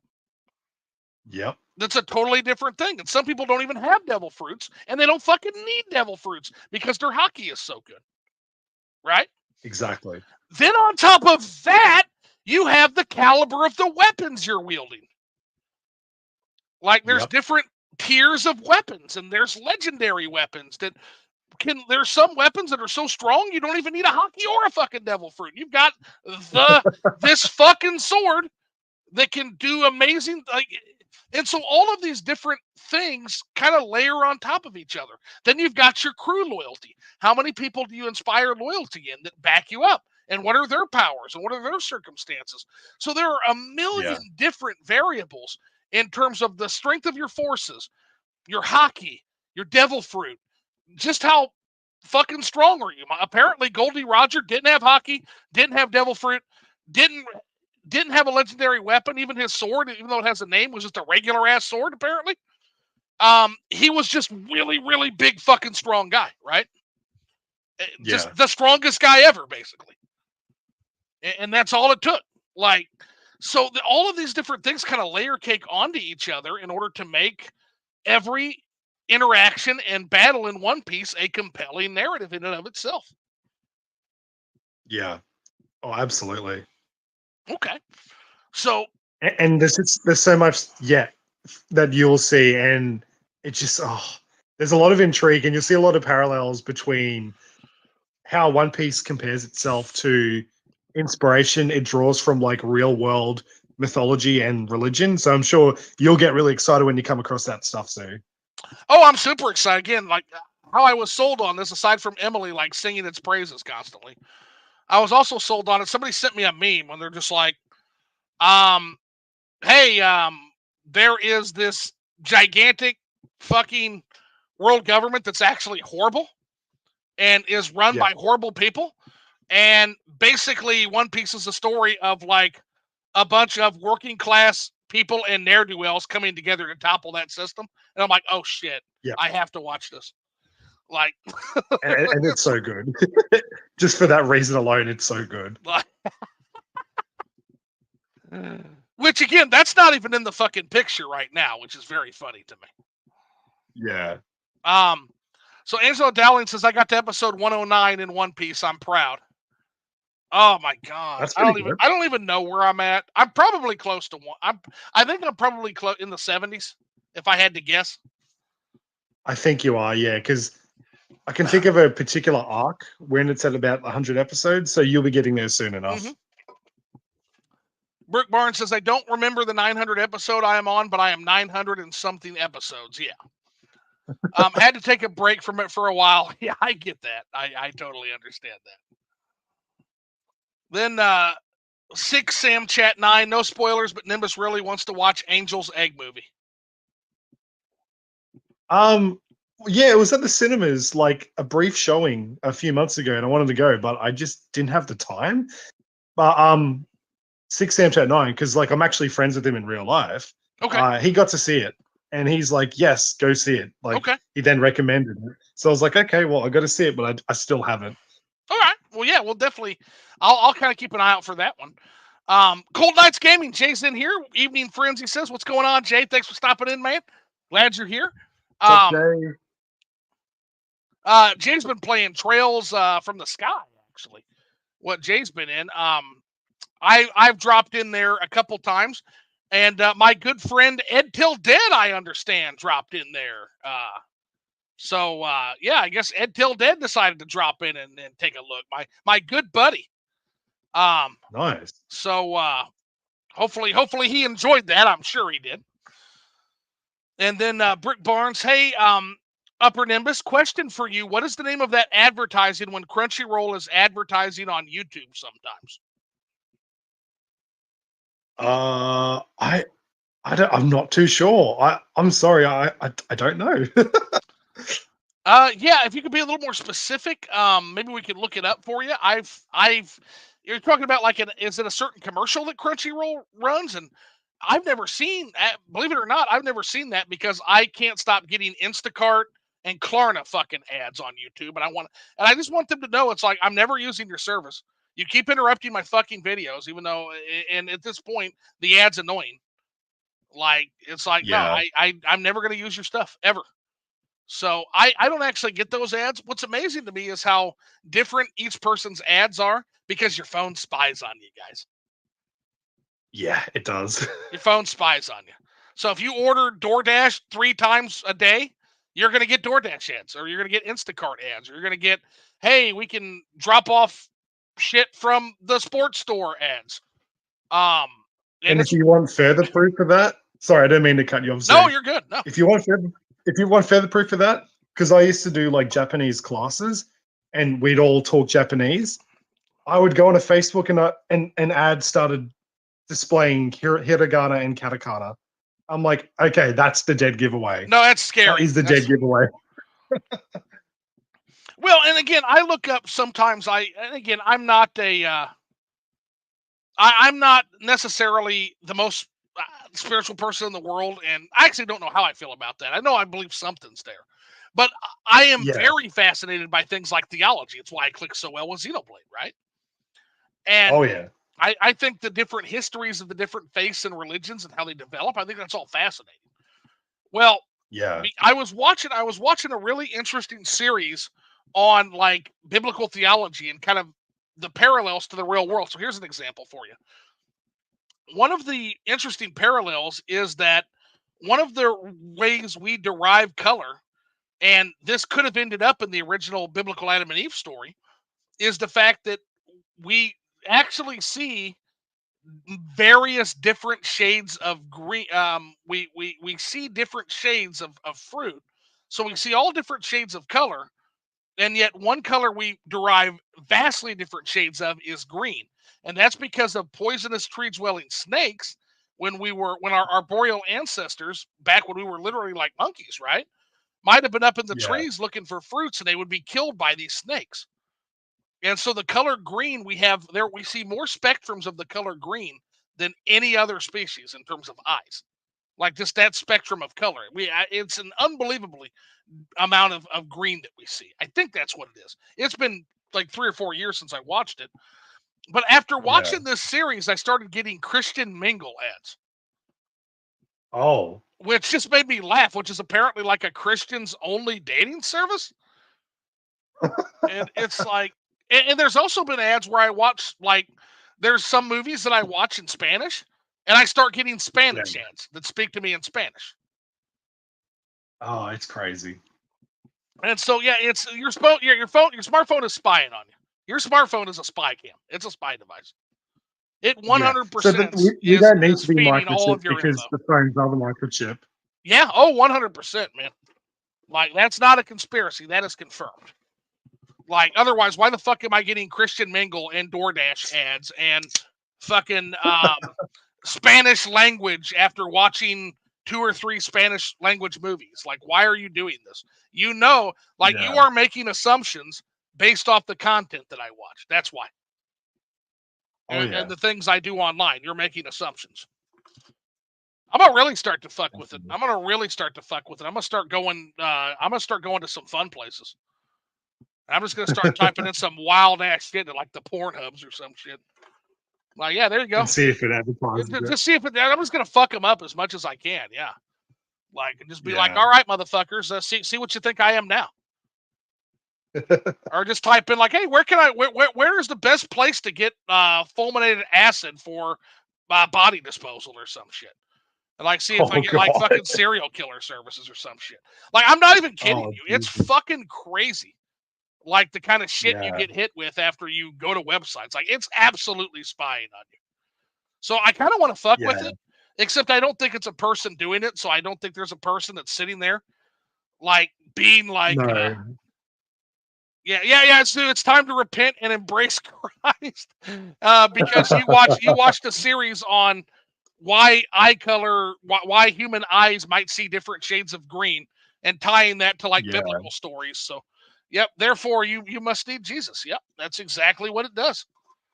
It's assumptive. It's assumptive metadata. It's using your metadata to make assumptive decisions on what you would be interested in purchasing. So like 100%. that's absolutely happening. 100%. So it's like, yeah, Yeah. yeah, I need what is the best hydrochloric acid to buy, a company to buy from? Yeah, I don't know. please. You never know. After this live stream, you might get that ad. Yeah, what is the best plastic to dump hydrochloric acid into? Like really start to fuck with it. No, I don't, because then I Yeah. watch the fucking FBI knocks on the door at that point. Just like it just alerts the FBI. Oh God. It's like, hey, Mr. Blank Blank, we need to talk to you for a moment. It's like, oh shit. So, like, okay, come on down into my Animu dungeon. I'm sure that'll make you. Yeah, I was gonna say, I'm a what's in that sane anime human being. cave you got down there? Yeah. Don't mind the van out front and the Animu dungeon downstairs. Like, go ahead and come in, and we can have a conversation about why I said hydrochloric acid and tried to buy it.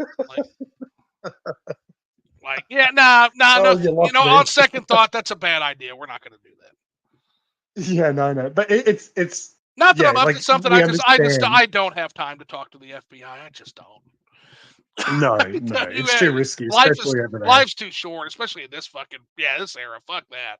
Like, Yeah. so, then Brick Barnes says, I thought that would stun you, Zoo. It's so funny. Yeah, 900 episodes is pretty fucking stunning. Oh my God, that's some scary shit. Like, I'm very scared now, but like I said, unless I get hit by a bus or something. Yeah. Unless I slip down the stairs and like, I don't know, like fucking maybe I slip on the stairs and like fall and like crack my neck in front of my fucking Appleseed like Blu-ray disc. Like, I don't know. God. Like, this is now the dark cast, folks. This became the dark cast. Oh man. So Nishquick Pop says I started One Piece with One Pace, and I got it, and I got it. I've heard about One Pace. This is like the third or fourth time I've heard One Pace mentioned, and it sounds like One Pace is kind of doing the Lord's work, kind of like Dragon Ball Z Abridged. Which honestly, at this point, DBZ Abridged is its own fucking thing that everybody should watch. It's so funny. Like, it's such a great thing that, like, the Krillin Own compilations are so funny. It's like, yeah, the Krillin Own counter, and it's so good. So good. But I'm sure One Piece is like that, except maybe less comedy, I'm guessing. Like, it's like a genuine, like, it's like a genuine abridged series. Yeah. One Piece. Brilliant, by the way, brilliant name, too. Absolutely brilliant name. Nice. Yes, after Nimbus says it has Xenoblade levels of twist. Yeah, that's a pretty big statement, homie. Yeah, well, I mean, to me personally, it feels that way. Like the sensation I had from playing, especially the original Xenoblade, like just things that you don't see coming, but then also things where you're like, how did I not see that beneath me the whole time? It's kind of like that with One Piece. Like, it's not constant because obviously, there's moments of few and far between, and they got to have an impact when they do happen. And I'm just like, there's been moments of that in One Piece where I'm like, this world is bigger than I thought it was, and there's things in this world I did not expect to be. And especially with like the latest arc, like in the manga, like that finished recently, and then where the anime is currently at, like I cannot wait to see some of the upcoming stuff in the manga, like animated, like in these upcoming episodes. Okay. Because oh my god, like that it's a second layer of excitement. So you get the excitement initially from the manga, and then when the anime comes, you're like, how are they going to handle that, like animation wise? Right. But yeah, no, it's me personally, I'm not saying it's like exactly like Xenoblade, like, oh, it's this big, sort of like semi sci-fi story. It's more like how like it approaches its revelations. Like, it's like, holy shit kind of like feeling. It's kind of like that. Right. Well, that's and again, that's what you kind of look for. The other thing that kind of excites me about that statement, and I kind of feel like this is going to be true of Oda, and it's kind of, John, so iPatch Wolf shares your opinion about the world building. Basically, he says that you can go to there's a place called Whole Cake Isle, I guess he says, right? Oh yeah, yeah, And he says that every island in this Whole Cake archipelago has its own story, its own people, its own history, it's everything. It's like he has yeah, built a world, man. Like he has yeah, literally built a world that is so grounded in actual reality. And that's his yeah. whole thing. He's like, okay, you like Morrowind so much, right? I'm like, yeah. He said, One Piece. Like you will literally Dang. learn over the course of this story, there is not a question that remains unanswered. And that I'm probably guessing that fuels a lot of these twists you're talking about, these twists and these turns and these Yeah, revelations. yeah. That's awesome. That's super cool. Oh, it's so good. Is Shanks as strong as everybody says he is? Wait, what? Is Red Shanks as strong as everyone claims? Oh, so Shanks, as we know, was sort of like there in the beginning with Luffy, and then like he set sailed, and then that was sort of it of Shanks, really. But he's a very prominent figure, and I feel like there's a lot of shit with Shanks that we yet to know about. And I feel like we're slowly getting into that territory now in I the mean, manga. yeah, he's like a Like, legend. Like at the point I'm at he now, is. like people speak of him like in hushed whispers, like second only to like Goldie Roger. Yeah, it's kind of like vibes like that, and it's almost like Which is interesting I because don't like know. when I first saw Yeah, him, like literally, like he lost his arm, and apparently, like that still doesn't matter. Like you've got the sword guy, and the sword guy makes like an yeah, offhand comment one time. He's like, um, you know, while I would love to fight Shanks again, I feel like it would be a tad unfair now that he has one arm instead of us literally being able to fight to a standstill like before. And I'm like, what? Because if you know who I'm talking about, this is like sword with on a little tiny coffin boat guy. yeah, Like yeah, Draco Mihawk, I think his name is, or something like that. Mihawk, or yeah, yeah. this That's is it. the strongest swordsman in the world. Yeah, And he's saying that when Shanks had two arms, they literally were equal. yeah. That's the kind of hint that it is building toward. Like Shanks is really, really, really strong. It seems like, and are we ever going to get to see that? And I hope so. Oh, I think it's inevitable that they will deliver on like a proper fight with whoever with Shanks at some point. It's inevitable with what they're setting up. Yeah, because it But just like seems like he's just like a regular ass pirate dude from what I see. But you would think that, but he's not oh my fighting god, no, anybody. he's I feel like there's a very dark secret with Shanks that they're hiding. And I don't know what that is, if it's something good or bad. I don't know. I wouldn't be able to tell you, but there's something about him that I've kind of got the vibe based on the conversation around him and what I know about him that he may end up being the final bad. yeah, I I don't know. Like we just, I don't know. it's so hard I'm to just saying. tell. All I know is that He those has questions final are still boss there. vibes. That's all I'll say. It's possible, but like nothing is confirmed it. So don't worry. There's no information that's confirming it yet. It's a mystery to everybody. We've got no idea. Well, and kind of the joke is again, some things do leak through, right? My understanding Yeah, is like he's so strong, he hasn't even really had to have a proper fight, at least from yeah, years ago when people were talking, because like nobody wants to fight him, which yeah, is also concerning and scary, honestly. yeah. Like, because my understanding is that these motherfuckers get really, really strong in later One Piece, like really, really strong. And if they don't want nothing Yeah, to do with this regular ass guy, that is, I don't know. He seems to be pushing Goldie Rogers successor territory to me. What Buggy wants to be, but can't. yeah, Because yeah. my understanding is they served on Goldie Rogers' crew too, both of them. They did. Yeah. That's interesting. Yeah, that's really interesting. Yeah. It is very interesting. Buggy's a lot of fun. I Oh hope yeah. I hope I haven't seen the last of Buggy. Oh no, I he's feel like I have. I'll say he's sort of like kind of like a mainstay to a Good, degree. good. That's good. Because yeah, he's super fun. Every time I've seen him, which has been like 3 or 4 times now, he's great. Yeah. And he seems to be on his own arc, which is also very cool.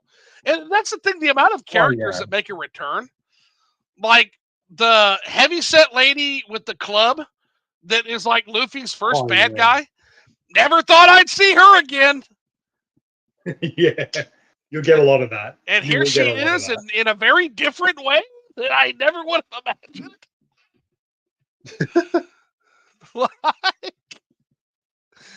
Oh, it's so good. It's so good. It really is. It's a good show. For 100% a good show. Definitely. So, Brick Barnes says, I love the intro songs and music. I also love to sing them from One Piece. Yeah, so I think a lot of anime series, I think they live and die on their intros and outros. This is another way that Yeah. JoJo just fucking slaps, right? Is it always has excellent intro and outro music. Mm.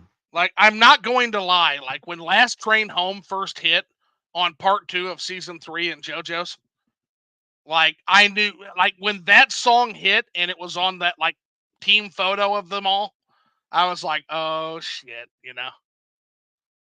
Yeah. Like, oh, and again, not a spoiler at all. Anybody who's seen JoJo knows, but it's like, oh shit, we're gonna lose people, aren't we? We sure are gonna lose some people.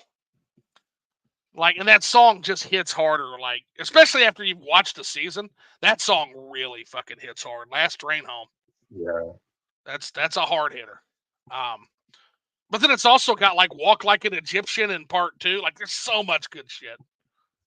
Yeah. Like, you've got Yes's Roundabout. Like, I mean, oh my god, it's so good. Um, you know, part 4 has several amazing intro and outro songs. Mm. What's up, guys? 90s Handheld Gamer in the house. Of course, he was here at 6:21. We're not too far behind the chat, which is pretty cool. Usually, Hey Paul, how you going? I'm woefully behind. Usually, Brick Barnes. Okay, so here's the commercial. So see if this sounds familiar to you. Girl shows boy outfit she is trying on. Boy waits outside dressing room and says she looks like this, and this girl's blushes whenever he says how she looks in certain outfit. Then after a while, another girl shows up. When she in there putting on a revealing outfit, she comes out to other girl and same boy is standing. Girl is in dressing room, really loves the things boy says to her every time she comes to show him the next outfit. Have you gotten that, Ed? Uh, okay, so I'm going to guess it's for an anime that Brooke is curious about. Okay. So okay, so I don't know why. The only thing I can think of, and I could be completely wrong, and I don't even know the name of it, but if it is literally like a boy and a girl, like actual kids who are like what 13 or whatever, there is an anime where there's like this girl who kind of like Nagatoro, where she kind of like teases this boy next to her in the classroom, Okay. and she's got like a really big forehead. And I'm wondering because I think I watched that first season, and if they're kids like 13, 14, whatever, Yeah. it could be that one because I feel like I remember that character, that girl with the big forehead and like the Okay. parted hair, So is and that she's like trying different like outfits, okay? and I think he's like trying not to look. He's like, oh, and then she's like, "What do you think?" And he's just like, "Oh, I don't know," like the Okay. real timid sort of type. But So now, if it's an advertisement for that, it might be that, whatever it's called. okay. But you don't know the name of the anime. Is that it, Brooke? Did the girl have an 8 head? Is it called Like, Teasing Master Takagi-san? Teasing Master Takagi. Let me take a look here. That's the one I'm thinking of. Teasing Master Takagi-san. She's got like a really big forehead. Oh yeah, no, that fucking girl has an 8 head. That ain't no 4 head. That's an 8 head. Holy I'm shit! wondering if that's the one that Brooke's talking about because I feel like it was that anime that had Jesus her like fuck! changing clothes. Is she a Kunari? Like I don't that? know. Yeah, that's a joke only Western. Yeah, you won't get it. Being the weeb you are, you won't get it. That's a joke directed at Western gamers, Nimbus. So lower Gotcha. Nimbus would get it completely. Since like again, like Yes. the trash taste and all. So yeah, Dragon Yeah, Age yeah. Veilguard is a game that looks really good, but one of the things it's being ridiculed for is the Kunari have like I won't even call it an 8 head. It's not a 4 head. It's not an 8 head. This is a number not yet quantifiable head. This is like an infinity head, basically. Like Oh this is like God. the 4 heads are fucking gigantic and it looks awful. Jesus. But that's a big ass 4 head. Maybe not quite Kunari. That's not fair. That's really mean. So um yeah. But yeah, I don't know. It never shows the name of the show. So type that in and see if that's it, Brooke. So tell her the name again. Let me just look it up real quick. Sorry, I went out of the browser. Yeah, I It might be able to. the one. Hang on, the one I'm thinking of. If it is the one that you saw an ad for, Brooke, the anime is called Teasing Master Takagi-san. Give me 1 second, Brooke. I'm going to pull up a Or picture. yeah, I'm going to pull up a or picture for you.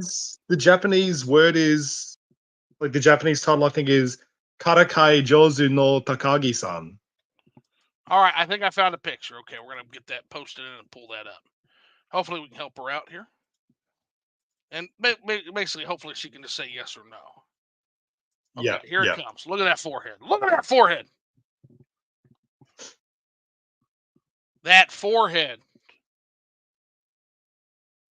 Yeah, is that the one? Yeah. That an 8 head. That ain't a 4 head. You know, that sucks too because you know the one thing, unless maybe I'm just not up on my plastic surgery, but that's the one thing. Okay, nope. Okay, so it's not the 4 head anime. But that's the one thing. Okay. There's no. I don't understand. I don't think there's any plastic surgery to like remove caveman 4 head. Like I don't. I think you're just Yeah. kind of stuck with it, and that sucks. Like maybe you can get like hair extensions that like make your hair cover the 4 head.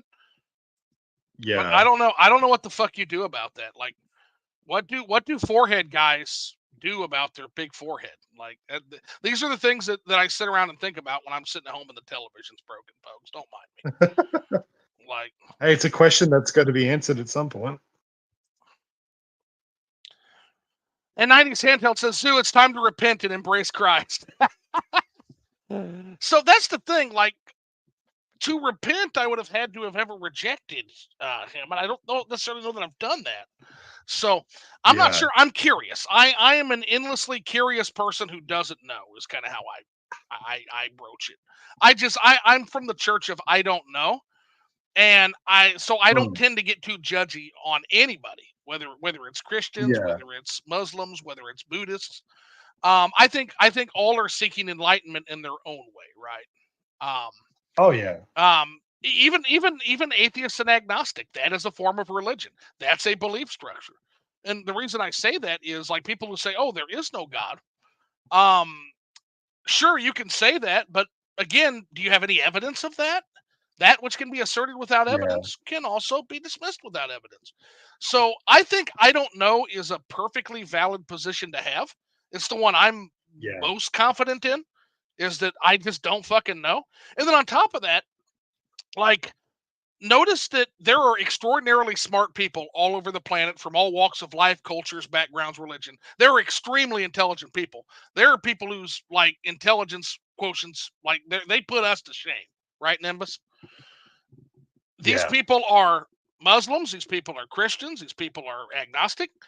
And how, if all the smart people in the world, you would think that if there was one true way, all the smart people in the world, because they're so smart, they're very fucking smart, they're big brain. Season 5, season 6, Rick and Morty level shit, right? They've Yeah. watched all the seasons of Rick and Morty, all the seasons of Rick and Morty. Those fucking people. You would think that Yeah. all of your season infinity Rick and Morty people would, if there was one right way, all those smart people would have come to the same conclusion, right? Yeah. And yet they don't. So that leaves me to believe that if even the smartest people in the world don't know and can't come to a consensus, that leaves me to believe that there may not be a consensus. And so the end result is believe whatever belief. One gives you comfort and two gives you purpose, because purpose is extraordinarily important to have. Again, keep in mind, I'm a nihilist. I'm a nihilist, guys. I'm a true blue nihilist. And what I mean by that is I'm not a nihilist like an edgy fucking teenager nihilist. Like, oh, everything sucks. There's no point. This is the world of nothing, man. That is nihilism for babies. That's mallow shit. We don't stand mallow shit in this house. We are the Chad Rex nihilist. Okay? And what I mean by that, people are going to say, what the fuck are you talking about, Zoo? You're calling Rex a nihilist? Yes, I am. Because nihilism at its heart is there is no inherent meaning in the universe. But there's an addendum to that statement that true nihilists like Rex add, and that is accept the meaning that you give life. And that's the entire story of Rex. It's what separated Rex from every other fucking despairing ass, sad sack motherfucker in that game. And I fucking grew to love him for that. Yeah. Like, Rex is amazing. Rex gets to the top of blank, blank, blankly, blank, spoiler blank, sees that there is spoiler blank, and says, oh, there really is spoiler blank. I guess we ought to look for purpose in this absolute blankety blank. I love him so much. I love him so much. It's unreal. He's amazing. He's absolute so good. Best character. Just quickly, I'm just gonna have a quick bathroom break. So yeah, teeth are floating. I get it. I'm gonna go too. That's a perfect moment. Chat's just gonna have to play with themselves for a little while. Don't take that the wrong way. All right, I'll be right back, and so will he. All right, we'll be back soon. Yeah, our teeth are floating. We'll be back. All righty.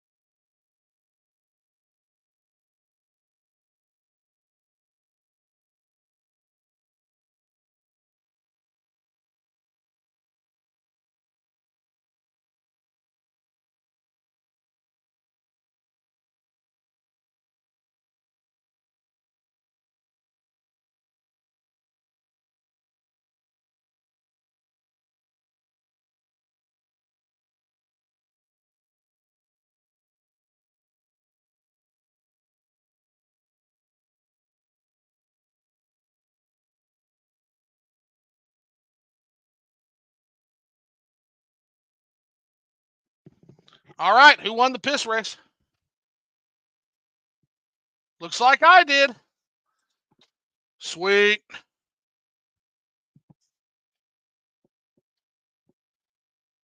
All righty. Let's take a look, and it looks like Brooke might have found her animu, which is cool. Now, that's always awesome if that happens. I think Nimbus is going to be back here momentarily. This quick says, I remember the Mihawk versus Zoro fight in Barati. Yes. That's such a good one. You would be correct. I am back. Oh, he is back. I won the piss race, but not by much. Damn it. No, there was actually, funny enough, like there was a restaurant I went to one time, and like literally they had like targets, and like they literally had targets in the urinals. It was one of the funniest. I literally died laughing. I'm like, are you fucking kidding me?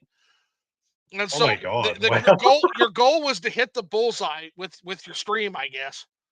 And if you bullseyed it consistently enough, you'd get like a ding, like it'd pop up and go ding, and then you would hear like piped in audience applause. It was the weirdest shit I've ever seen in my life. Oh my god, that is amazing. And I'm just like, well, I guess that's one way to cure like fucking piss shyness. Like, wow, what are you? Holy crap. Oh, it was crazy. Yeah, I did not get the piped in audience cheer, by the way. So apparently, like I couldn't keep my stream under control. But nobody wants to fucking hear that. Oh, Back to anime. Uh, so then we've got we were talking about so Nishquake said he remembers the Mihawk versus Zoro fight. Which yep. is an amazing fight for just how, like, okay, so what's amazing about that particular fight is just how badass they built Zoro up to be. And then you're Yeah. just introduced to this character, and you think that he's going to put up a good fight, and he just doesn't Yeah. at all. And I won't get into the specifics of it, but that is a moment unlike I've never seen before. You have to go back to Final Yeah. Fantasy VII when you see when you see that giant. Remember in Final Fantasy VII? Oh, you haven't played the Final Fantasies, have you? No, I'm still guilty of not playing Final Fantasy. Okay, I'll shut the fuck up then. But it's the only person I can remotely say that I get that same level of vibe storytelling wise as Final Fantasy VII with Sephiroth and your party. In terms of the Yep. distance between you and a villain, right? Yeah. Like with Mihawk and Zoro, like you already know how strong Zoro is. And that's just a way of showing Zoro and the crew. You may think you're strong, but there are things in this ocean, the likes of which you cannot even begin to imagine fighting. And Yeah. despite all your progress, you have so much farther and longer to go. Oh, 100%. And it's done early enough to where I feel like it has real proper weight to it, that fight. Yeah. Put it this way, and I don't even think it's spoiler if you know anything about these two characters. If Mihawk wanted to kill Zoro then and there, he absolutely could and would have. Oh, 100%. In Oh, he, fact, he definitely could have killed him. if Mihawk wanted that entire crew dead, Luffy included, they were dead. Yeah. At that particular moment. Now, I don't think that's going to hold true the whole series. But in that moment, they just encountered something that is unbelievably dangerous and scary. Yeah. Like, and could absolutely fucking end them. Yeah, that's the vibes I got from Final Fantasy VII with Sephiroth versus your party when he's finally introduced. I will, yeah. I will definitely play specifically Final Fantasy 7 at some point. Play Like, because seven and play 7, 6, and 9. I haven't played 9, but I just hear everybody 7, 6, 9. If you yeah, can like only play 3. because I've got a couple physically on Switch, like that I've collected, but it's just the whole thing of like versing the never ending backlog and then finding the time for like games you're in the mood for. Because I'm like, I love my JRPGs, but I'm also like, well, I have to be like in the right mindset for the right JRPG because it's like 100%. on average, like, yeah, 50 plus hour experience. Yes. And I'm just like, am I ready to sit down and play this for like 2 weeks? Well, and that's why I would tell you Final Fantasy 6 would probably be a really good start for you. You can do everything in Final Fantasy 6 in 40 hours or less. Everything. Okay. The whole game. That was back in a time when the baddest games in that series in JRPGs, every game was less than 40 hours. Every game. Yeah. 40 hours in that particular time period was about as big as you would expect a game to be. The real hour creep didn't start with JRPGs until the next era, the PlayStation era, I feel like. And again, that's part of what I talk about is one of RPG's greatest weaknesses. I fucking love the Trails games. I think Jay can probably tell you he's in love with the Trails games right now. The Trails games do, and again, the Trails games aren't necessarily trying to do what I'm about to critique it for. Trails games are all about building worlds, and again, the world building in those games is excellent. But I can tell you one thing that the Trails games don't do, Nimbus, they do not respect your time. They do not respect your time at all. Yeah. They're Hence very why I'm even rude hesitant games. They're to rude into games. Yeah. And and that's not a knock on just them. All games are rude these days. Every single game out there is rude these days. They take much longer than they should because there's this idea that if you're going to pay $60, $70 for an experience, you need to give them a 40, 50, 60, 70, 80, 90, 100 plus hour game. Yeah. And maybe I just have too much damn money, but no, you don't. I can sit down and play something like fucking Ninja Gaiden that's like a 12-hour experience and be satisfied if the depth of combat, or Bayonetta is another example. Like, not every game has to be a fucking Russian novel, right? Oh, exactly. But they do feel like they have to be anymore, I think, because of the price. Yeah. Like, I think gamers just expect it now. They expect that. But, and again, I'll say this, and I will argue this till the end of time. Video games have the best, in terms of pound for pound value for dollar, video games. I paid $8 to play the entire Mass Effect trilogy. $8. That is so cheap. That's like 140 hours of content. I couldn't believe it. That's crazy. I could not believe it. Like, and by the way, it kind of changed my perspectives on digital games. Yeah. It really kind of did, because I'm sorry, I can talk all the shit about digital games I want, and I will, and I still will. But how the fuck does anybody argue with $8 for 3 of the best Western RPGs of all time? $8 for 140 hours of quality gameplay. Yeah, and like if you're also wanting to play it for the experience rather than, oh, I've got to have it physically as a collector's item, then like, yeah, that's one of those exceptions where you're like, I could play this digitally. Yeah. I don't regret it. Yeah. I don't regret that at all. EA could pull the plug tomorrow, and I would sit here and be like, yeah, that was worth it. That was worth the time, and that was worth the $8. I feel like a thief. I feel like I stole from EA, and do you know how hard that is to make me sit? Like, come on. Yeah. I feel like I stole from that company. Yeah, I mean, it took many years to make those games. Oh yeah. Well, it was BioWare, and that's how fuck EA is BioWare. But yeah. Angela Dowling says, how good is Vegemite on toast with passion fruit? I don't know, but I'm gonna find out now. You're gonna have to. That sounds incredible. It actually does. I haven't even had it myself. Yeah, I'm gonna find out. I mean, I can get Vegemite. I know Vegemite is like the thing in Australia. Yeah, one of the things. Well, there's one of the things. Yeah, one of the things. Because Uppernimbus, tell me about fairy bread. Oh yeah, fairy bread. Tell me about fairy bread. I must know. It's so good. Like, so yeah, all you need, as you're probably already aware, all you need, guys, is you get a couple of pieces of just plain white bread. Don't toast it. Keep it fresh. Put some butter on there or margarine, whatever you want to put on there. And then you sprinkle some hundreds and thousands, a little sprinkle, like the rainbow sprinkles. The round ones particularly, right? Yeah, the round ones, the little tiny round ones. And you just cover that shit in the sprinkles, and there you go. Mandy was telling me about this, and I had to fucking like halt my brakes and do a fucking U-turn.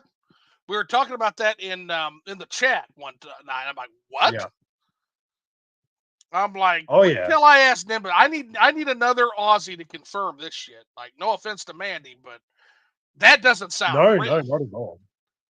It's a real thing, and it's like a big thing. At least, like when I was in school, like primary school, when I Uh-huh. was a kid, and yeah, like when they have like the sort of school fun days, especially like towards the end of the year, because we get like the last That's week of awesome. school was always like a fun week.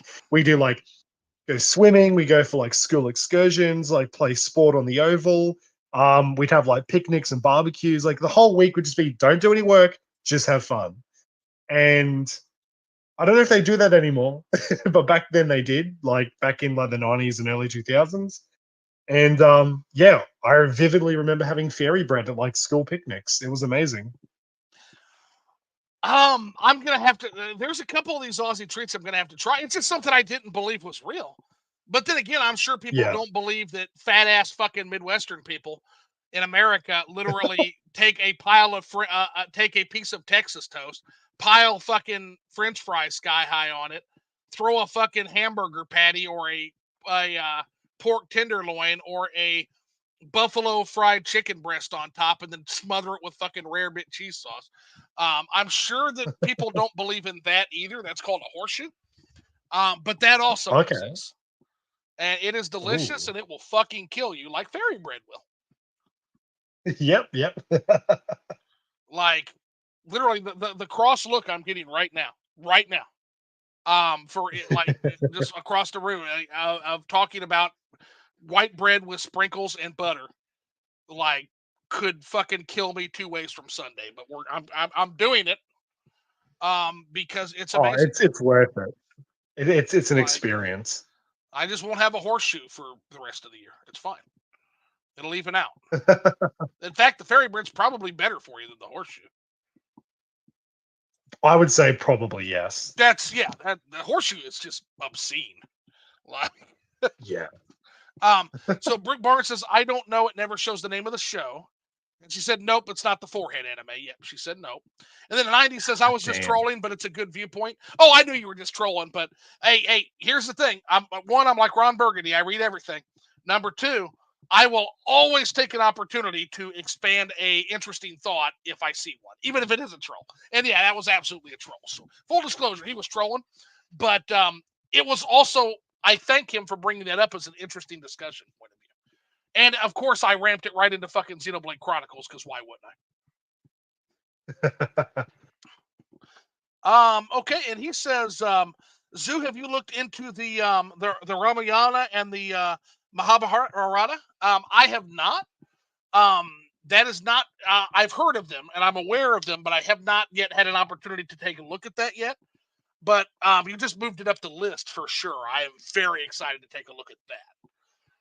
That's super cool. Yeah, that's kind of a super cool deep cut.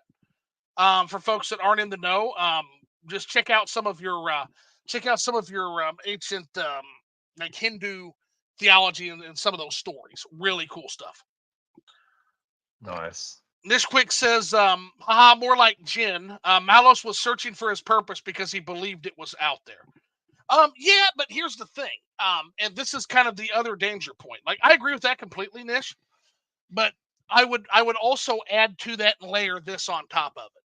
If you don't come up with your own purpose, if you don't find your own purpose in a purposeless world, someone else will fill you with their purpose. And that's what happened to Malos. Malos could never have become a purpose driven person because Malos had already filled his purpose with the purpose of blank spoiler blank, right? Or Yep. at least that's how I see it. I don't see his purpose as being his own purpose. I see his purpose as circumvented by certain characters. And if you disagree or if you have a perspective on that, let me know. That'd be a hell of a discussion. We're gonna have you back on just to really talk some Xenoblade Shop. I haven't done the third Okay. game So, yet. okay. Sorry. If you're gonna have Nish on for Xenoblade, can you get us both on and we can do like a three-way Xenoblade convo? 100%, absolutely. I would love to do that with you and Nish. That'd be amazing. Yeah, so let me do this. I'm gonna actually what I want to do before we do that, I want to prioritize getting Xenoblade Chronicles 3 done. I need an excuse to do it and move it to the top of the list. I think that's gonna be my excuse. So that'll, and plus my understanding is Xenoblade Chronicles 3 must be played for any Switch fan anyway. Like it's literally one of the best things on the fucking system. And then we can just go at it, and just full disclosure, that will be spoilers. That will 100% be spoilers. Because and also make sure you play the DLC Future Redeemed as well. That's really important. Okay, sure. 100%. I'll tell you what I get from someone who hasn't even stepped into Xenoblade Chronicles 3 yet. I'll tell you the vibe I get. And then I will also ask for some mysteries, which is interesting. So I get, have you ever heard of a movie? It's an old American movie called Logan's Run. Yeah, I've heard of it, but I obviously haven't seen it. So basically, it's a future where everybody is born with like a certain clock ticking on their life. Yep. And like when the clock ticks down, you die. And so this, of course, leads to many things, including all kinds of war and other stuff. But yeah, and I get vibes of Logan's Run. And one of the things that I'm always very impressed with the Monolith Soft team, they're readers. They absolutely read. They absolutely consume other media and other literature. Every single thing I've played has been very deep, not only in thematic and literary themes, but in existential questions, theology, philosophy, um, politics, just steeped in all of it. And they're thinking the Xenoblade Chronicles, for despite its exterior appearance as a weeaboo game, Xenoblade Chronicles is absolutely a thinking man and woman's game. It absolutely is. It really is. It's like it's one of it's kind of like its driving factor when you think about it. They are games of big ideas. I mean, big ideas. Yeah. Like I can't say that loud enough that they are games of big ideas. Exactly. So Brick says they really are. But yeah, well, we can do that, Nish. If you're up for that, you want to have a 3-way with Uppernimbus? Sounds good to me. Oh shit! Oh god. Okay. They're gonna clip that.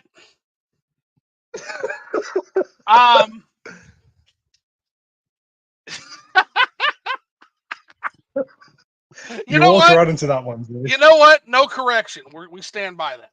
We're gonna stand that. All right. Let's see here. Let's see here, and then Nishquick says. Nishquick says, just finished editing my video. Nishquick says, listen to Eric, Nimbus.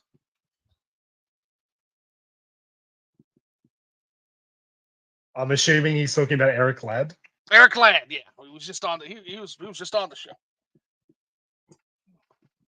By the way, it's a shame I couldn't be there for all of Eric Ladd. Dude, that was a great discussion. That guy's cool as fuck. He's great. I've been jamming to his music since. Oh my gosh, there is so much good shit. Yeah, he's really talented. I'll have to check that after chat. Looks like Player Essence sent a notification out, so we'll see what that's about. Oh, there you go. But let's see here. I think I will wait until the stream is over to do my research. Okay, well, yeah, let us know what that is because I'm kind of curious about that anime myself now. You know, we can add it to its place of honor in the intersection between Anime Avenue and Anime Way. Hell yeah. So Angela Dowling says Vegemite on toast with passion fruit, so good. Just had for breakfast. Fairy bread hype. Yeah, the fairy bread. I'm gonna try the fairy bread. And then Angela Dowling said we need to have a whole stream of just fairy bread talk and snacks. Well, Angela, you are welcome to do that. Just do you have a Discord? Let me know your Discord. I'll shoot you a thing, and at some point we can have the snack cast. If you need somebody to talk about food with, I am absolutely fucking down for that. 1000%. I like to eat. Nice. I like to eat so much that I often have to go get my ass kicked in jiu-jitsu to say I did any working out. Like, 100%. And then Angelo Dowling says a sexy three-way. Yeah, well, anytime you're talking about Xenoblade, it is sexy. So completely remove Nish, Uppernimbus, and myself, and it's still sexy. So you know what? I'll allow it. I'll allow it 100%. Okay. So Sexy Blade Chronicles. sexy blade, the sexy blade stream. Um, let's see here. So okay, so now on for my recommendations. Okay, so first and foremost, I'm gonna throw some bad shit at you that is just nuts. So first and foremost, gotta put it on blast. Delicious in Dungeons. Okay, Okay. this is insanity. So let me give the spoiler free premise on this. Imagine a Dungeons and Dragons campaign where after beating your opponents, you then cook them. Oh shit. So, as an example, they fight an inhabited armor. So imagine like the armor that just kind of it's just the armor that is there's nobody in the armor. Well, Yeah, in yeah. this particular version of events, the armor is inhabited by jellyfish creatures that kind of marionette the armor together. And so constantly knocking the armor down or even knocking pieces off doesn't defeat the occupied armor because they just marionette it Yeah. back together with the various jellyfish tendrils. So Yep. not only do they beat this guy, not only do they beat this inhabited armor, but they then take the jellyfish creatures and they cook them into what seems to be a delicious looking soup, right? Yep. And then on top of it, there's ghost ice cream. I would like to eat the ghost ice cream. I'm not even kidding. That sounds amazing. How's that even possible? I don't know. They knocked the shit out of the ghost and turned it into ghost ice cream. That is insane. So this is called Delicious in Dungeons, is what it's called. Okay. You know what? While we're going through this, I'm literally going to leave some notes for myself so I know exactly what to check out. Because that sounds amazing already. Delicious in Dungeon is amazing. And I'm just gonna read the premise too, because I don't want to get into spoilers since you've probably never seen any of these. These are deep cuts, right? Yeah, So, yeah. in a fantasy world of dungeon exploration, adventuring parties set out on expeditions to raid dungeons, with many hoping to find the mysterious Golden Kingdom, which is said to be the treasure of an island dungeon. The story begins as a group of adventurers unsuccessfully that's spoilers. Embark on a journey through a dungeon to revive a blank, surviving by cooking and eating the monsters they encounter along the way. So Ooh. basically, imagine a Dungeons and Dragons campaign where, yeah, basically they cook. It is as insane as it sounds. It's really good. I also feel like it would make me very hungry watching it. It's very it's excellent. Second, kind of. Have you ever heard of a show called Shokugenki no Soma? Yep, I watched the first season years ago. And then you dropped it, right? Yeah, well, not like deliberately, but it's kind of like when you wait around for another season and then you don't Same really thing, yeah, stay in the loop with but the it next didn't season. get you to pick it back up. Same thing happened to me. Yeah, Exact same thing happened to me, right? So imagine that premise of like cooking really interesting, good food, but it works and it's paired with a batshit funny premise. And that's what you get with this show. Oh, that sounds really fun, actually. It's incredible. The next one I want to talk about is Odd Taxi. Okay. Oh, okay. It's an anime called Odd Taxi. Okay. So this is a taxi driver. He happens to be a walrus. His name is Hiroshi.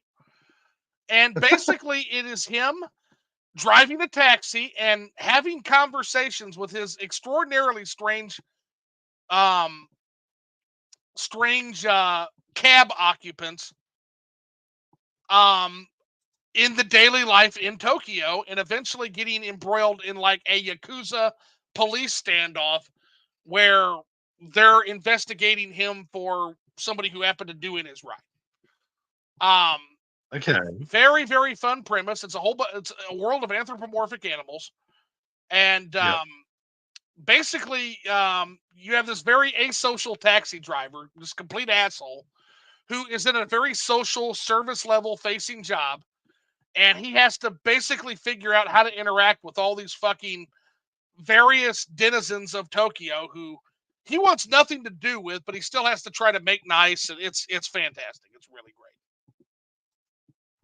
So And it's that's called, definitely an interesting premise. yep, Odd Taxi. Odd Taxi is Yep. fantastic. Very, very, very fun. The last one that I want to touch base on, I want to make sure I get this pronounced right, is Freerin. Okay. Oh, that one. Yeah. Yep. And Freerwin is a little bit different. Imagine Delicious in Dungeon, which is a strange comparison to make. But where Yeah. Delicious in Dungeon is like your drunk buddy's Dungeons and Dragons campaign. So imagine a campaign run by a drunk me, like a Dungeons and Dragons Yeah. campaign, and how batshit crazy that gets. It goes in kind of Yeah. the opposite direction, where Freerin is more of this epic literary masterpiece type story. Now, I'm not saying it's a Okay. literary masterpiece. I'm just saying it goes in the exact opposite direction. It is so long Yeah. because the whole thing is the character has a very long life, right? So the titular Yeah. character is a elven mage, and it happens actually after all the great battles. And so the sense of time and the progression of time you get out of this particular anime is absolutely batshit. Like, you will have entire battles won, and you will bury comrades literally within like minutes of an episode. Like, everything is Holy just crap. time compressed to an extreme, and you will Yeah. literally watch months and years pass over one episode sometimes. And it really, really That is- hammers home the difference between her lifespan and all of the people around her, and how lonely that would yeah. fucking be. Like, it's the closest thing to like a Lost Odyssey premise I've ever seen in an anime. Yeah, like Freyrin is one that I'm really keen to watch. Like in an ironic way, because I know I was saying earlier in the stream, I'm like, oh, I've had the hipster anime mindset where I avoid trending series. But Yeah, I feel like Freyrin is one that like I'm interested enough to see it while it's still a hot topic. yeah, So, yeah, no, it's definitely one that like I'm sort of putting up in like the top 5 simulcasting like anime series that hmm, are still ongoing and that I kind of want to check out like pretty soon. So yeah, no, that is definitely one I will have to get around to watching. definitely, yeah, definitely check it out. Real quick, while I do that, if you want, entertain the chat, do a dance for them, something. Somebody just called me 3 times in a row on my cell phone. They know I'm streaming. 3 calls in a row, rapid Okay. fire, blowing me up like that. They know not to fucking do that unless there's something serious happening. So my guess is that Okay. that's something serious, and if it's not, uh, I hope they're prepared to cry, because I'm gonna make them cry. I'll be right back. Okay. All right. I'll do my best to entertain the chat. Okay, chat. Hopefully I've got you like updated on YouTube. So please send through anything you want to mention. I know there might be a delay with what you're saying and what I'm seeing and saying, but I will do my best to read your questions if you send them through. Otherwise, I will just talk. Um, yeah, so I don't know. Anyway, it's it's a pretty big spectrum. There's like so much out there, and I don't know. For a little bit of history, I suppose I really started getting into anime back in late 2011. So that was, if you want to know my age, I was finishing high school in late 2011. And yeah, I just really started getting into anime because one of my cousins, she sent down quote unquote burnt copies from her collection. And she's like, oh, I recommend you watching these. And I already knew what anime was from like, the classic Dragon Ball Z and Pokemon days of the 90s. And yeah, like I think the interest is always there for Japanese animation and Japanese pop culture. And then once I started watching series from her collection, essentially, I just couldn't stop. Like it was this addiction. And back at the time, anime DVDs you could still buy brand new.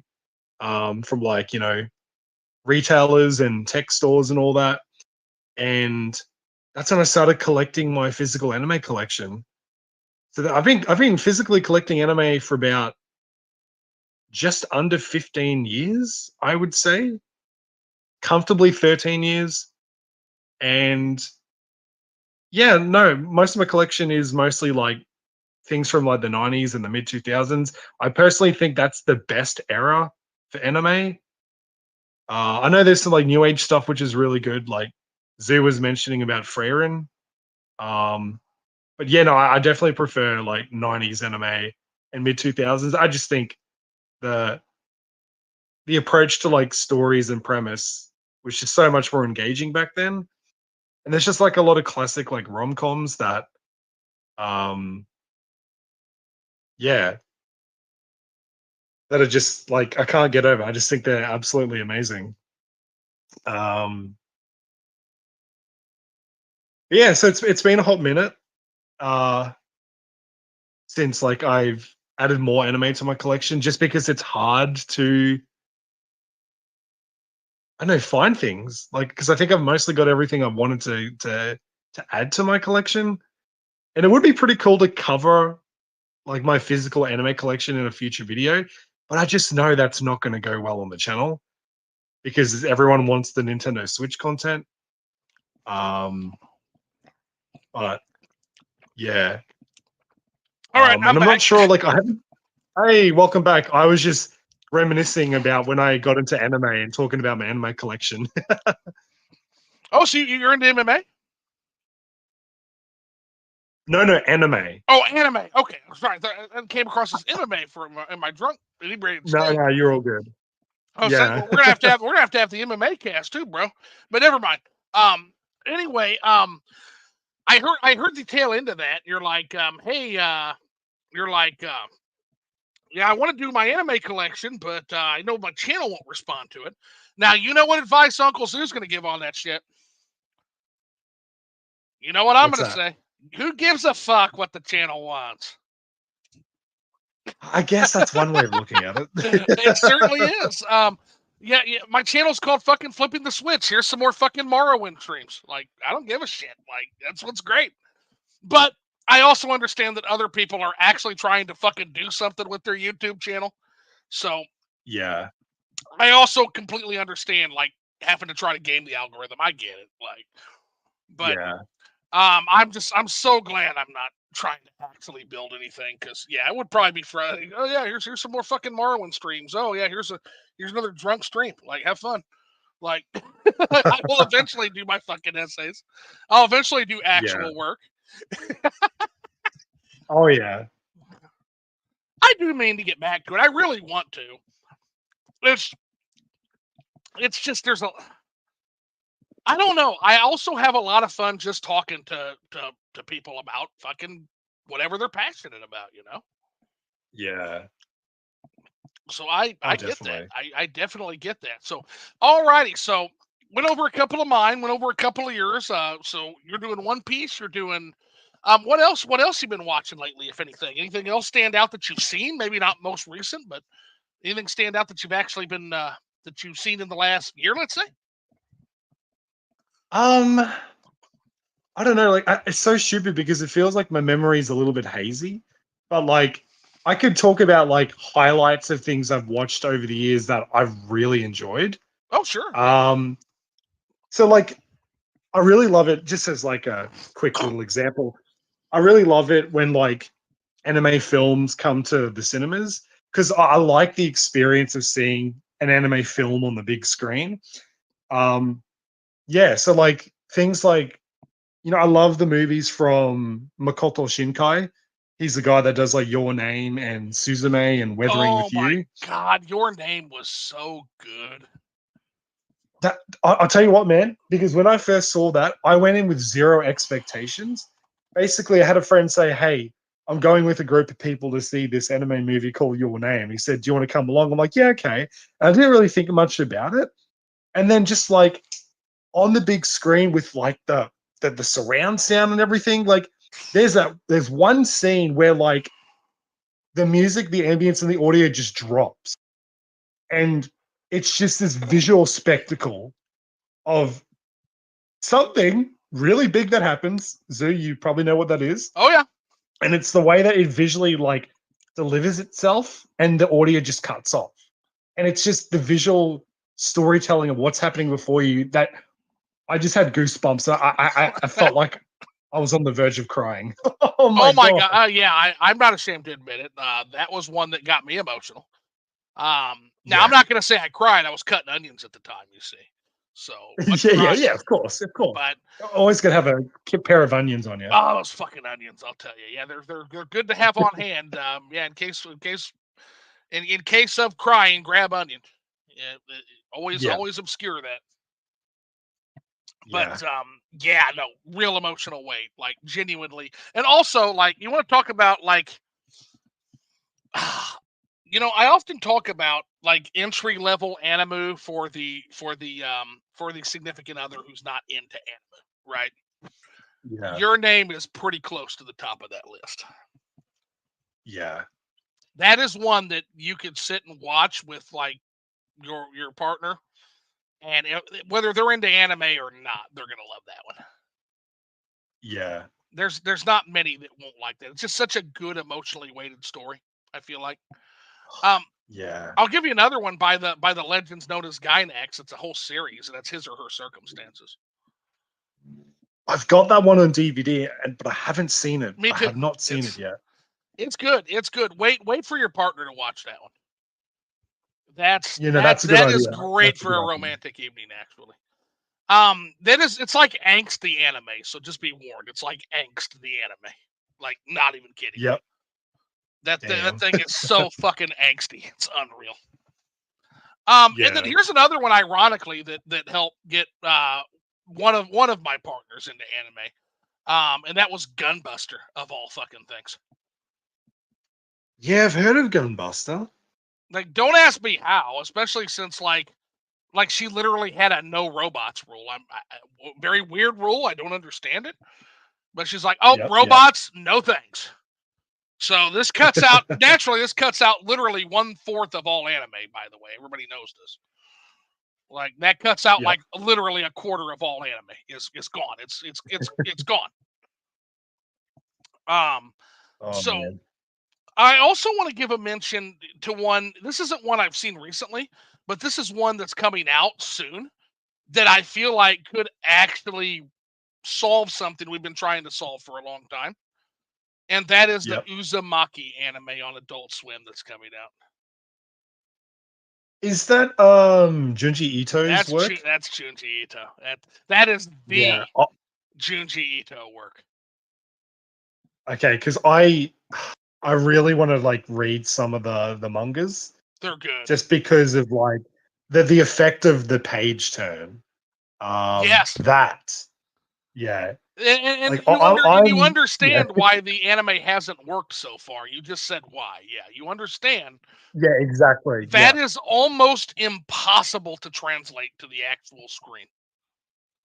That style. Yeah. Exactly. That dread. Like, how do you build that dread that happens right before you turn that page to go, oh shit, no, I do not want to see that. I do not want to see Yeah. that. Like, that's like, no thanks. Yeah, that's the beauty of like the manga is like it's your controlled form of dread of when you want to get to it. Oh God, I'll never forget. Minor spoilers ahead, because most of you guys, quite frankly, don't have the fucking stones to watch Uzumaki. Like y'all all fucking quit after 4 or 5 episodes. I pray it's grisly. So I'm just gonna give you one arc, and keep in mind this is only one arc in Uzumaki. There are several. Yep. Yep. There are like a dozen. This is one fucking happening in the town of Sirochicho. Okay? So please note, I'm going to minor spoil it, but this spoiler will ensure that you might actually stomach through watching it. So at a certain point, there's a pregnancy ward in this town, right? Yeah. Okay. And one of the things that is happening is the women are feeling ill in the pregnancy ward. And Yeah. an observation is made of the certain thing in common that a mosquito has with a spiral. And believe it or not, there is actually a commonality there. And the Yep. next thing you know, these women who are, for example, mosquitoes drink blood. It's the female mosquitoes that drink blood. And they drink blood Yep. in order to feed their babies, essentially. Yep. So a bunch of pregnant women getting up and running through and going through this hospital at night to stab other patients to death and drink their blood as Okay. sustenance to whatever they're about to birth. That's the kind of shit that's in Uzumaki. Yep. Yep. So yeah, Uzumaki is the spiral one. Yes. Everything Okay. centers around the concept of a spiral. And how the fuck you can make something like a abstract concept like a spiral, like a Fibonacci sequence, terrifying? You would think that seems kind of silly, except, dude, Fibonacci sequences are everywhere. Yeah. Isn't that also the whole premise of Gurren Lagann? Yes, some of it, yeah. This Well, not the takes whole it, premise, but I mean, like, yeah. yeah. But this takes it to like another level. There might be one guy who's obsessed with spirals to the point where he's trying to make the different various parts of his body spiralize. And it's bad. It's as bad Jesus. as it sounds. Like he's trying to like curl his tongue into a spiral and like breaking his vessels and blood vessels and shit. Oh my And then God. like there's another woman who develops a phobia of spirals. And and when you think about the things on our body or that are in our body that actually resemble that shape, you can imagine it's bad, Nimbus. Oh. Like, for example, when you imagine that your eardrum, your ear, the internal ear, is shaped like a spiral. Oh, it is too. And Oh they're God. literally trying to hide that fucking chart from her, that x-ray from her, because if she sees that there is a spiral in her eardrum, it's bad. Oh man. Because The she's literally Uzumaki is real. trying to take all the spirals out of her life, Nimbus. Oh, so you can kind of make the correlation of Yes. if she was told, yeah, there's a spiral in your ear. She would try to dig it out. Oh, I feel like that happens. Not going to say whether it does or not, but it's a bad premise. Oh my God. And it just Oh, keeps that's building. It just keeps building. You could say it spirals out of control. It spirals, exactly. And There you you watch go. this entire town consumed by this spiral, essentially. Like in various Oh, ways. man. It's incredible. The other Yeah. one I would love to see them do, if this one's successful, the next one they got to do is either Gyo or Hellstar Remina. Okay. Gyo being about sea creatures literally coming up from the ocean. Yep. Yep. And the Hellstar Remina being about we're looking for different planets. Our astrologers are with their telescopes and shit. Well, Yep. imagine one day if you were looking for a planet and suddenly the planet looked back at you. And now the planet is moving. And now every star Okay. on the planet's path is going out as it comes toward you. Oh my God. That one, I feel like I got to check that one out. That one sounds Check it out. really, really And by the interesting. way, that's not a spoiler at all. That's what's happening. So that's what's happening that causes the story to happen. Basically, there is something that we mistook for a planet, and it's not a planet. It's a fucking like Lovecraftian life form, essentially. It is a living planet that has now noticed us in the void and is coming to devour our planet. Oh my God, that is terrifying. So when you said it looks back at you, like as in They're looking you at the can visually. telescope and a giant eye opens up and looks us back in the eye. Oh, And oh then my it god. starts to move. Oh god, that is terrifying. That's Well, just I love it for that alone. that's just the background. The Oh my actual god. horror is what happens on Earth when this starts happening.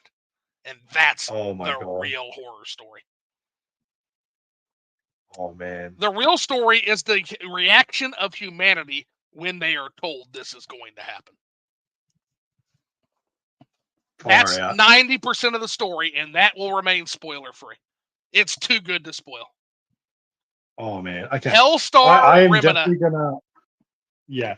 I will definitely have to make time for at least one Junji Ito manga because, like, Well, I'm not the there's bravest also person in the short world. stories. There's also short stories, and so that's a good place to start. Is the short stories instead of the epics. Yeah. Yeah.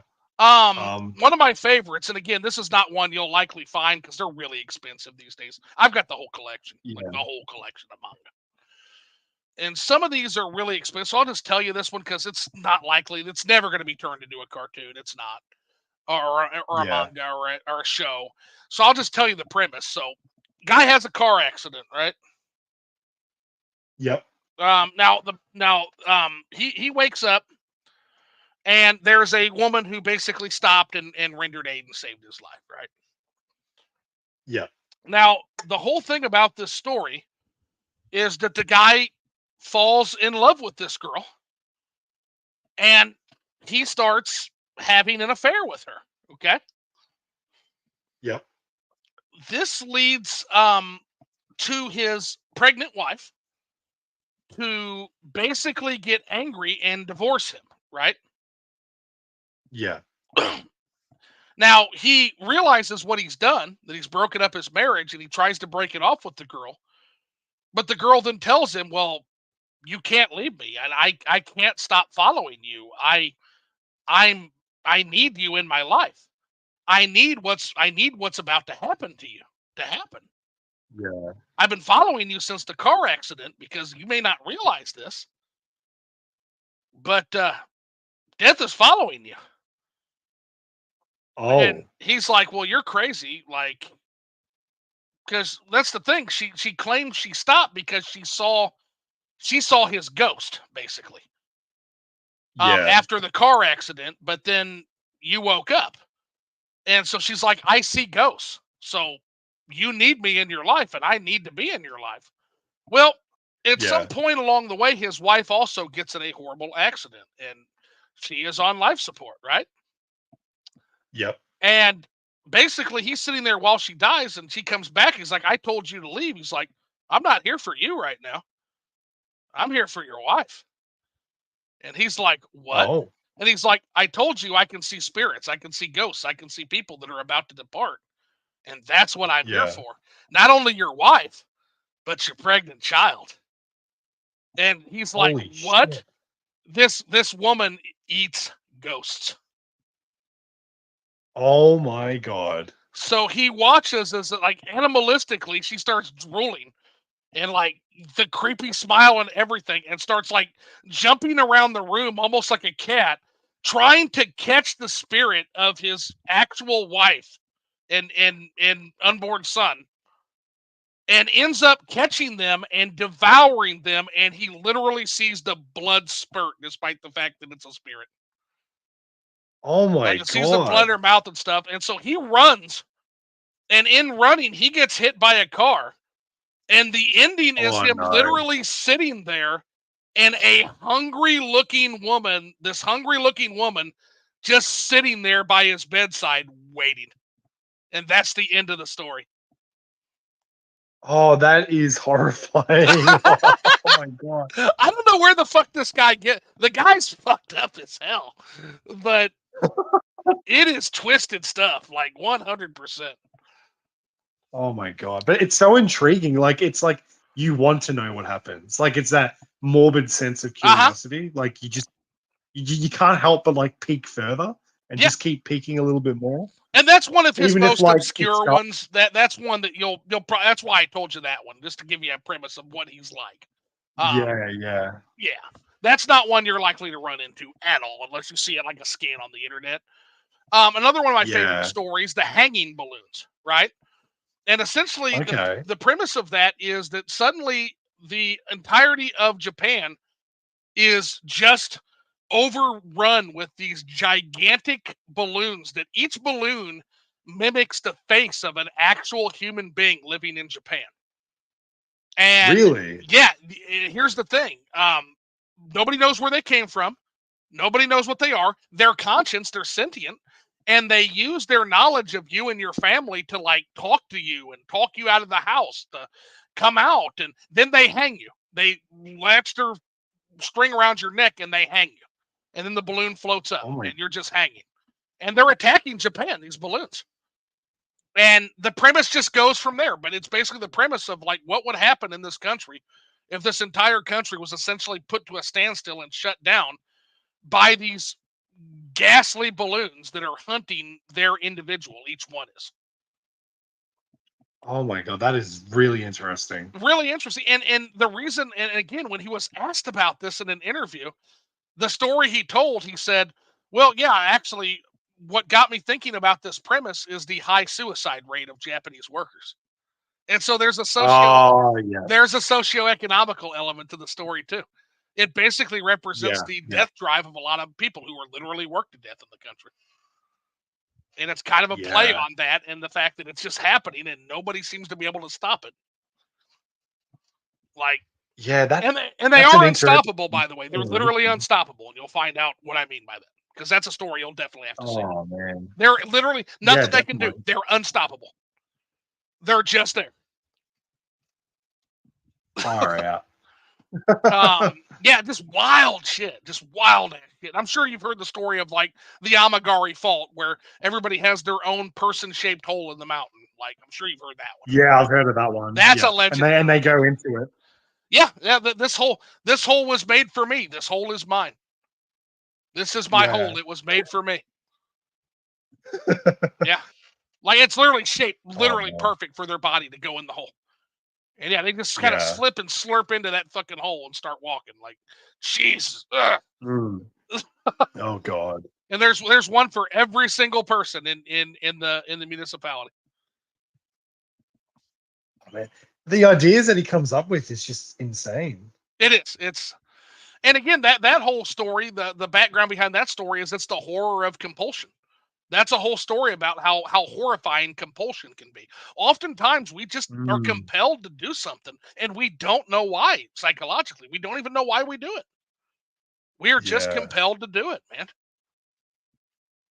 Mm. Like, and Oh, it's definitely. the absolute horror of compulsion that we do not understand, Yeah. and how it can lead to, again, bad things. Oh, So, it's so interesting. yeah, a lot of thought. I am a huge Junji Ito fan, so yeah, we'll have to talk. Now again, it's hard to recommend an anime. Like really, I can only recommend the manga because the animes are Yeah. all missing something. They're all bad. I still Yeah. can't believe how fucking bad that Netflix anime adaptation is. That is garbage.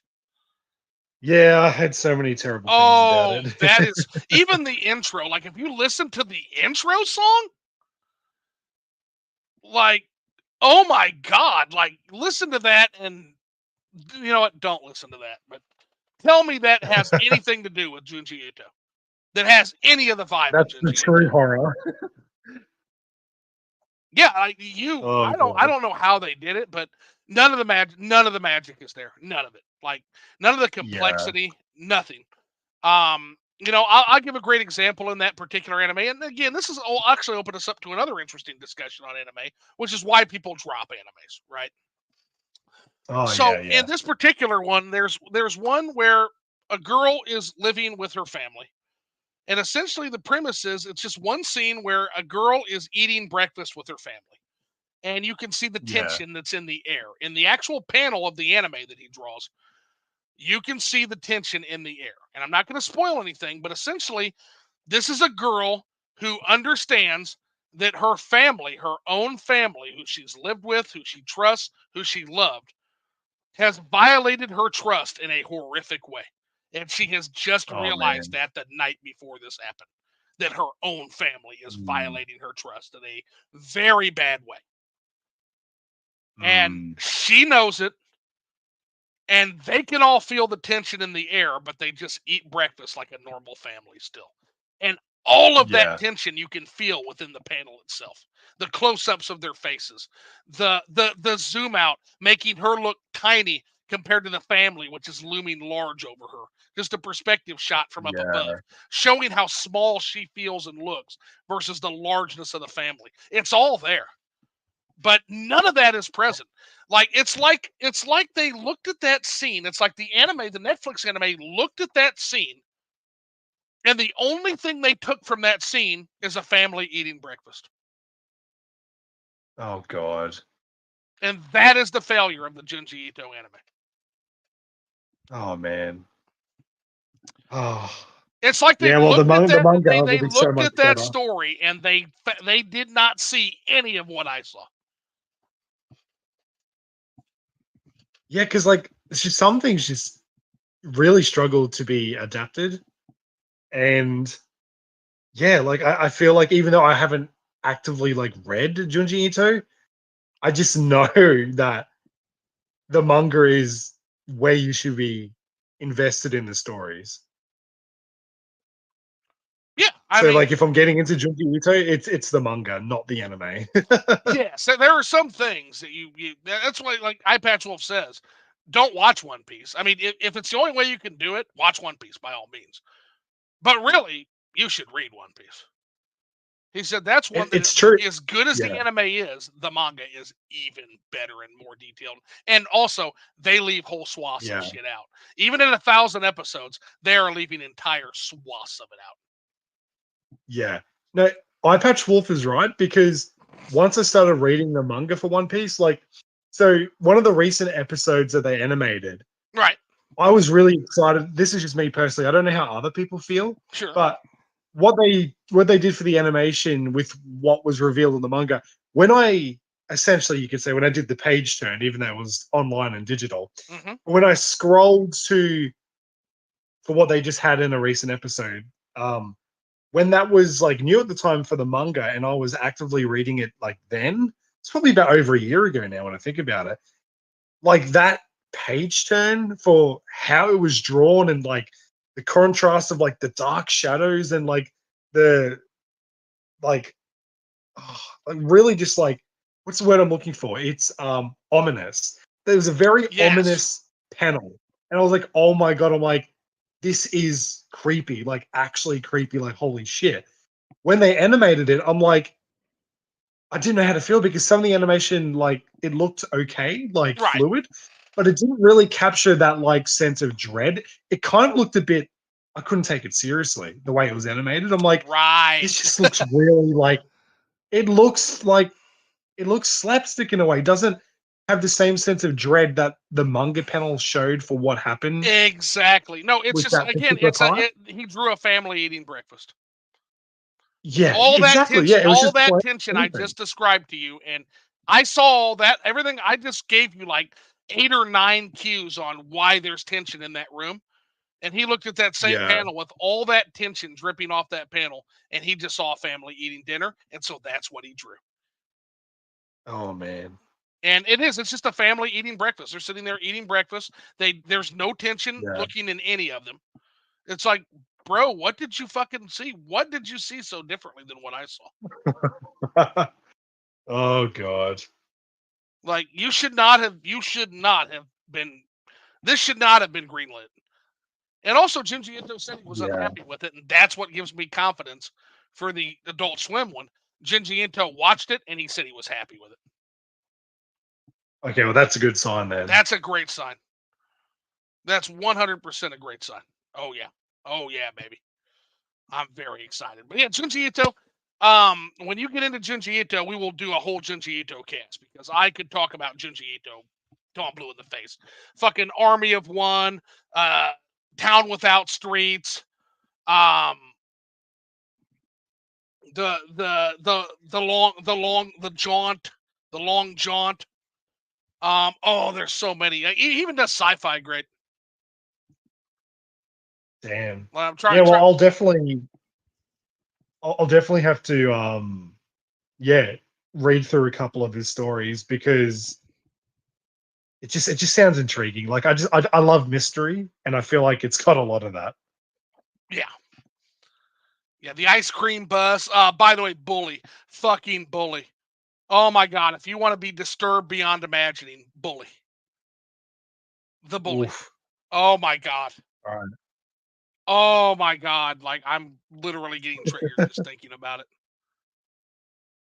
Okay, I'll definitely. I've made a note for Junji Ito, so when I'm brave enough, No, you're not ready for the I'll bully. Don't read. start with the bully. Don't. Maybe I'll Don't. start with what was the planet one, the Hellstar one. Hellstar Rimmen is good because that's more about human nature than it is about any and it's disturbing, but yeah, Hellstar Rimmen is a great start. Yeah. All right, I'll definitely check that one out. Yeah, that's a good one. Glyceride, don't start with Glyceride. It's about Greece. Actually, that's a horror story about Greece. Do you mean like Greece, like Like the Greece, location, or like fat that exfoliates from Oh, whatever, like Greece. It's about Greece. oh god, I can already imagine Grease of anything what you they're can gonna do with imagine. that. Cooking oil, the fat that exfoliates from your skin in like that sweat form, that's grease. It's about grease. Oh god. I won't say more than that, but it's bad. Oh man. Yeah, glyceride. Basically, I'll give you the premise. Girl lives in a greasy apartment above a greasy restaurant. Oh It's god. so greasy that the air itself is saturated in the grease. Oh my god. You could while you're reading it, you could probably smell, feel, and taste the grease. You can absolutely smell, feel, and taste the grease, and the entire Oh story my god. revolves around grease. A horror story about grease. It sounds silly, but like It's not. I just know it's no, I know it's not. Like I can just tell, like it's genuinely horrifying Yeah, just with that alone. yeah. Literally, its starting line is saturation levels 40%. Oh god. That's literally like, and You it's can- just this girl sitting in this nasty, greasy apartment above her dad's nasty, greasy restaurant. And you just see her just like covered with a thin layer of grease and the grease on the walls and the grease on the bed. And it just says, yeah, saturation levels 40%. And that's the start of the story. Oh, I can sense the And thickness and and in the she's got atmosphere. pimples and she's got acne from the grease. And oh Oh yeah, god. it's bad. His stuff is Oh so man. bad, but it's so good. Yeah. Yeah. Oh, because I That's why people are like always like, I "Oh, wouldn't say I'm like Stephen King, fuck Stephen King, Junji Ito." I don't care what anybody says. I'll fight oh anybody on that. I'm not saying Stephen King's a bad author. I'm saying he ain't no yeah, fucking Junji Ito. There's one Junji Ito, and it ain't Stephen King. That's what I will tell you. There, I yeah. said it. Feel free to crucify me. Oh god. It's bad. It's so bad. So Oh I well, I'll definitely let you know. I'll let you know. So there's my other recommendations. Yeah, I'm very excited for anything Junji Ito, Nice. including this Adult Swim thing. Which please don't let me down, Adult Swim. Who's doing that? What studio anime? I thought it was a really legendary studio. Adult Yeah. Swim Uzumaki Studio. Yeah, who's doing it?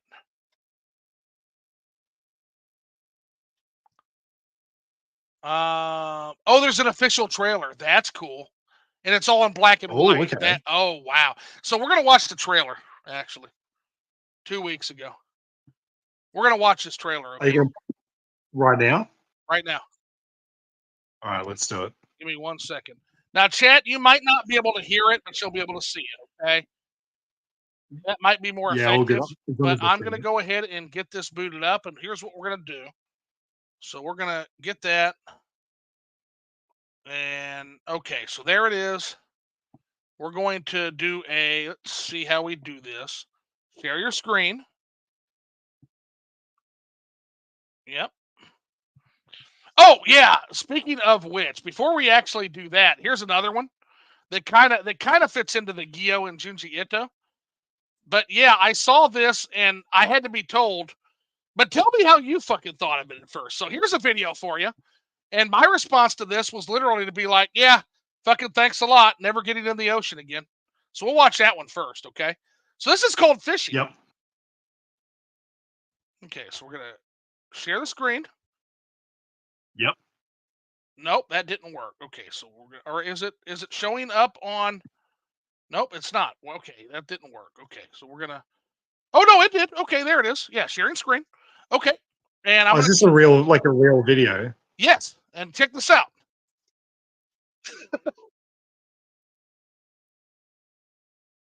Um. Wait, what? This What shit, the? this is shit they pulled out of the ocean. That's legitimate? No, but I thought it was at first. That's AI. Oh, okay. I was gonna say. Oh my god. That's some like eldritch horrors right there. Oh yeah, no, yeah. It's like nope. I'm done with the ocean, bro. Now we do have shit that looks Jeez. like that. We've got cuttlefish and shit, but that AI is getting really fucking good, bro. It is, yeah. Now some of these, like that one there, that's fake. But that one is a little fake. That one too. You can tell it's kind of, but some of that one there, that looks fucking real, bro. Yeah. But Yeah, the first one was fuck just a that, tentacle. homie. Like, yeah. Fuck all of that. Yeah. No, I'm good. Yeah, no, I'm. If that's what it's like, no, we're good. Like I am totally good. Like no, we're good. All right, now we're gonna also share. So we'll share the Uzumaki trailer now. All right, let's do it. Okay, and let me know. Can you see it? And let me know if you can hear it. Ready? Here we go. Hang on. Wait. I think I have to click watch stream. Oh, okay, yeah. So yeah, go ahead and click that. That way you can hear it. Or maybe let's see. Watch. Yeah, I can see it. Okay, you can see it. Okay, now okay, here we go. Now I'm gonna start playing it. And tell me what you think of this.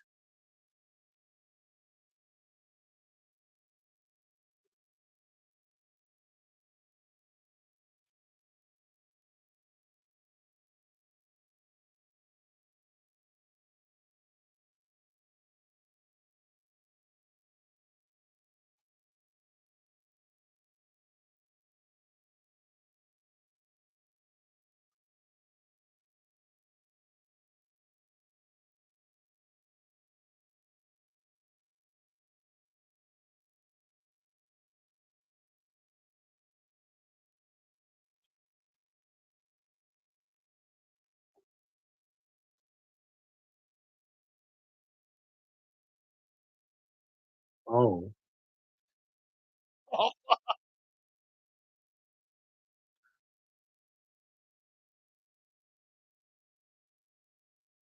Oh wow.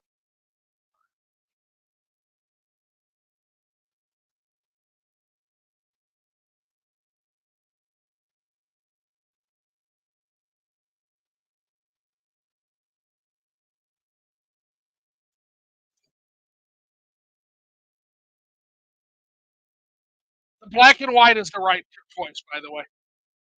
Oh, 100%. 100%. Oh, we're close too, homie. We're close.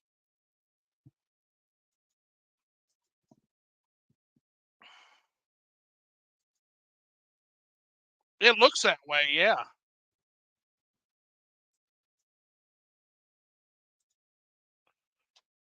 100%, dude. Yeah.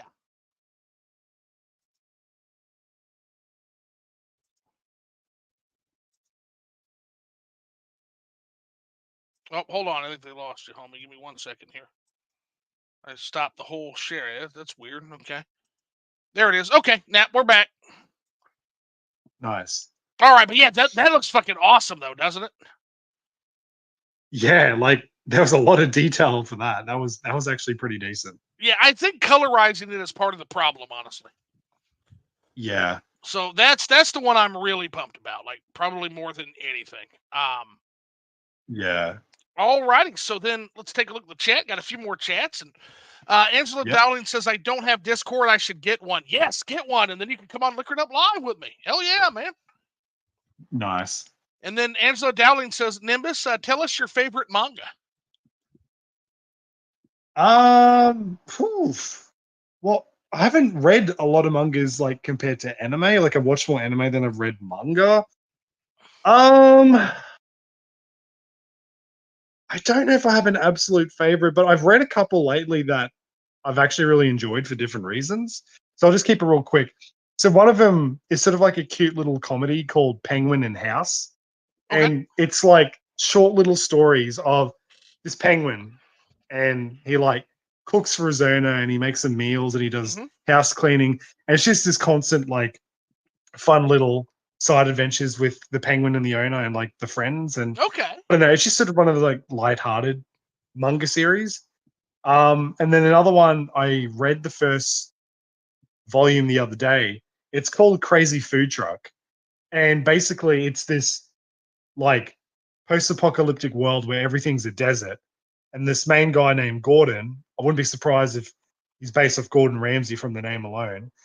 He's this like gruff middle-aged man who like cooks, all kinds of like delicious food and meals like in his food van.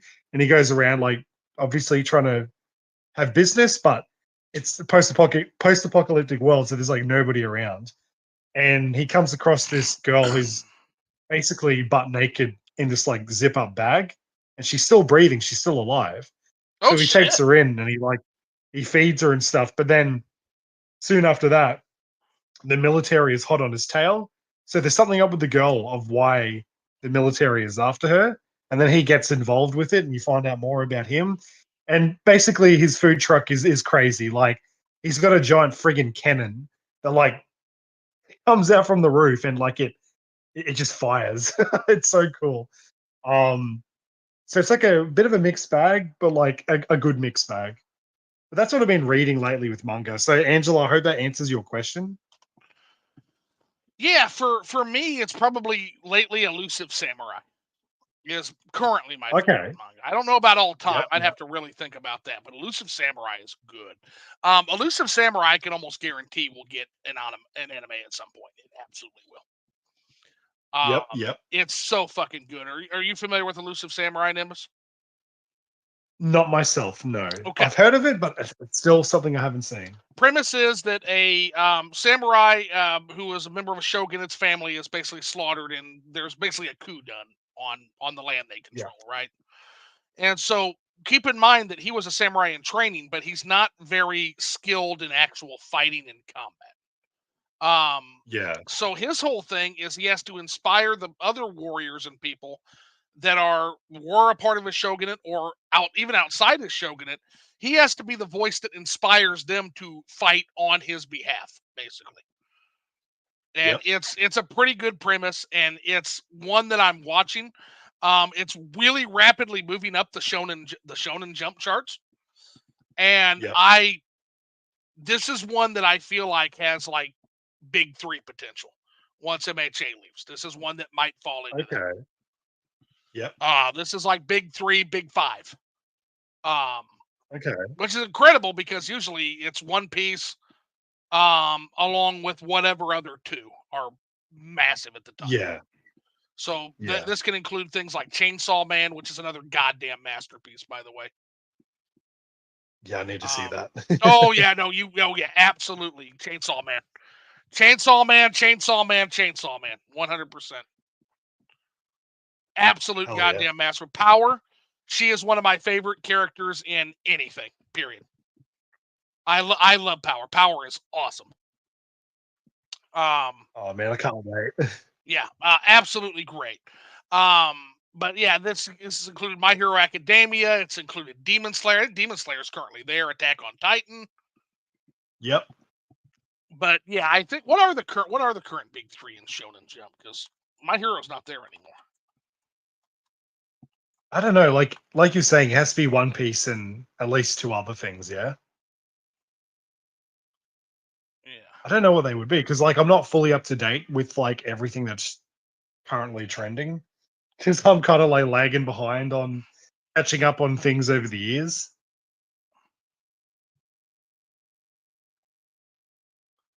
Trying to find it. Yeah, Shonen. Tsumi has stopped chasing Shonen Jump's big three dream. Well, I mean, what do you mean, big three dream? There's always a big three. What the fuck are you talking about, Gizmodo? Okay. It's One Piece, Jujutsu Kaisen, and My Hero Academia was most recently. Okay. Oh yeah, Jujutsu Kaisen, of course. That's Yeah. really popular now. Yep. So that's that. Now with My Hero leaving, that's going to leave a giant fucking hole for those big three. Yeah. So, I don't know. I think Black Clover has potential to finally be big three. Okay. And I don't know. My shadow pick, my from behind shadow underdog pick is Elusive Samurai. I don't think it's going to happen immediately. I think that's going to take some time. But I think it one day. I think Elusive Samurai could be a big three when it finally gets its anime. Yeah. That'd be pretty cool. That would be. It's extremely good manga. And of course, Berserk would always be there if they could actually fucking animate Berserk, which they cannot. They cannot, and they will not be able to. Like, guys, another one of those ones. Just read it. Just read Berserk. Just read it. Yeah.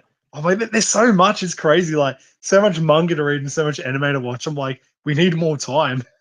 we do. We absolutely do. Because that's the thing. And I will tell you, and there it is. By the way, there it is. My favorite manga of all time. If you can only read one manga, read Berserk. Berserk is something you can't even get the essence in an anime. You can't even get its essence. Yeah. There's no way that every single fucking panel of a Berserk manga is a fucking Da Vinci level painting. Every single panel. Thousands of times. Far out.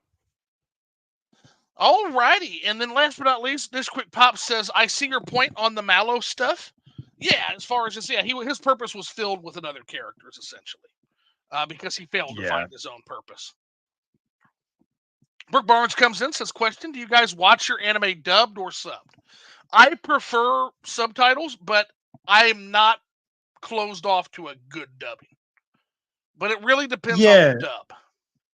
Yeah, so I'll always, at least these days, I'll watch Japanese with English subtitles, but just for nostalgia's sake, Dragon Ball Z, if I ever got back into that, the original series, I would probably want to watch it in English. I get just that. For the nostalgia alone. I get that. I will tell you, it's still so much better subbed. But I also am guilty of that. I'll go back and watch Dragon Ball stuff, and I will absolutely choose English when I know I probably should be choosing Japanese. Frieza's voice in Japanese is so goddamn good. Yeah. So goddamn legendary good. But there's something about Goku's English voice that is just my childhood, literally. I know, it's so crispy. It's just my childhood. Oh, alrighty, so I think that answers all of our questions. We've had a pretty far-ranging discussion on the anime, and the anime. Yep. And we definitely park on the intersection between Anime Avenue and Anime Way tonight. I guess I will end by giving you an opportunity. Have any final questions for me, or any questions you can think about for me? Yeah, actually, just because I am someone who loves collaborations, if I ever reached out to you to join a future collab, would you be interested? I'm always open to collaborations. I never get asked, and that's because I barely can make fucking video content work. I don't think it's because I smell bad or anything. But if you want to have my poorly edited videos in your collaboration, I am absolutely open to it. Fantastic. Well, I may or may not reach out to you for future endeavors. Oh yeah, whatever you like. And again, if you don't, no offense at all. I am technically shit at video making. I am getting better. I'm still not where I would like to be, but Yep. fuck, I'll put together a badly edited video, in my opinion. Now, people have watched my shit and they're like, that's not badly edited, too. But again, keep in mind, I watch iPatch Wolf videos. It's bad. Yep. But to be fair, all of our shit is bad compared to that. Yeah. It just is. I'm sorry, it just is. And I'm actually a little self-conscious about it, honestly, because I'm like, I'll never be able to do that. But then, like I think Jay pointed out, you have to also remember, I don't have a green screen and a $500 mic and the thousands of dollars in video and production equipment that iPatch Wolf has. Yeah. And John has also pointed that out and said, "Come on, man."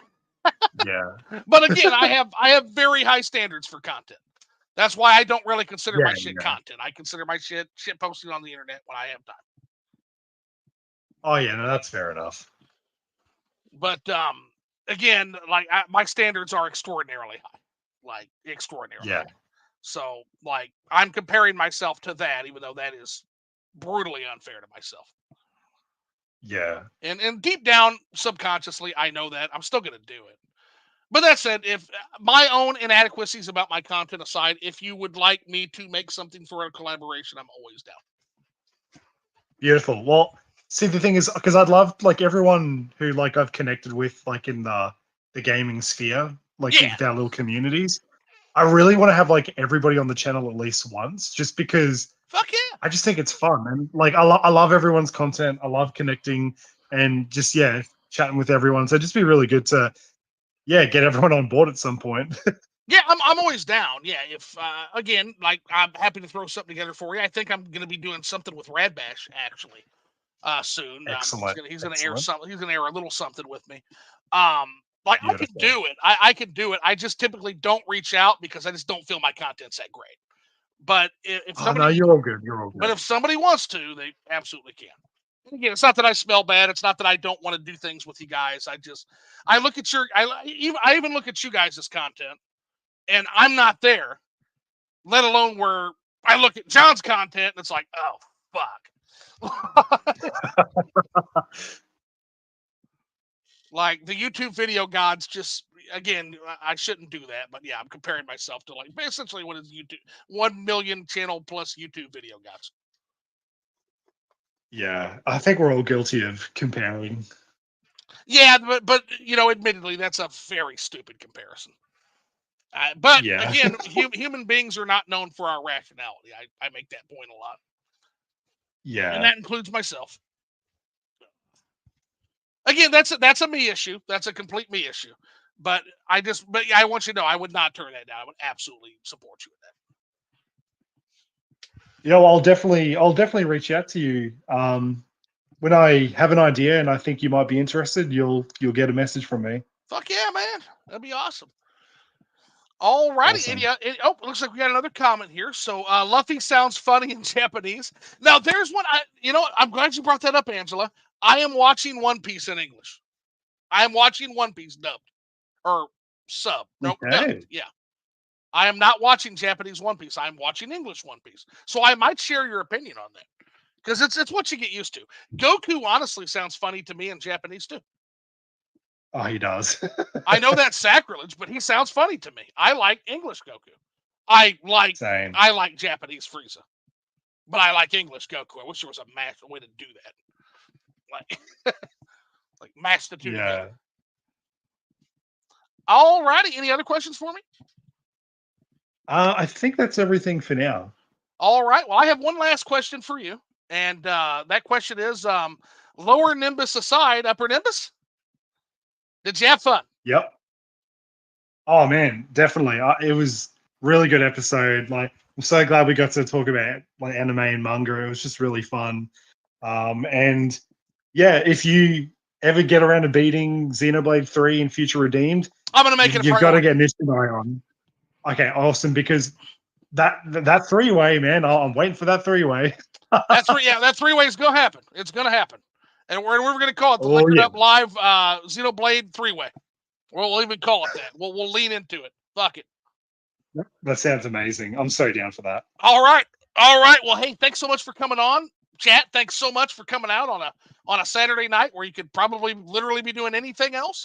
You don't know how much I appreciate that. I honestly do. Thanks again. I hope it was a fun discussion. This was a fun discussion. Like, don't it was so good. It was great. Don't be haters. This was a fun discussion. You had fun. It was so good. So thank you for coming out. I appreciate it more than you know.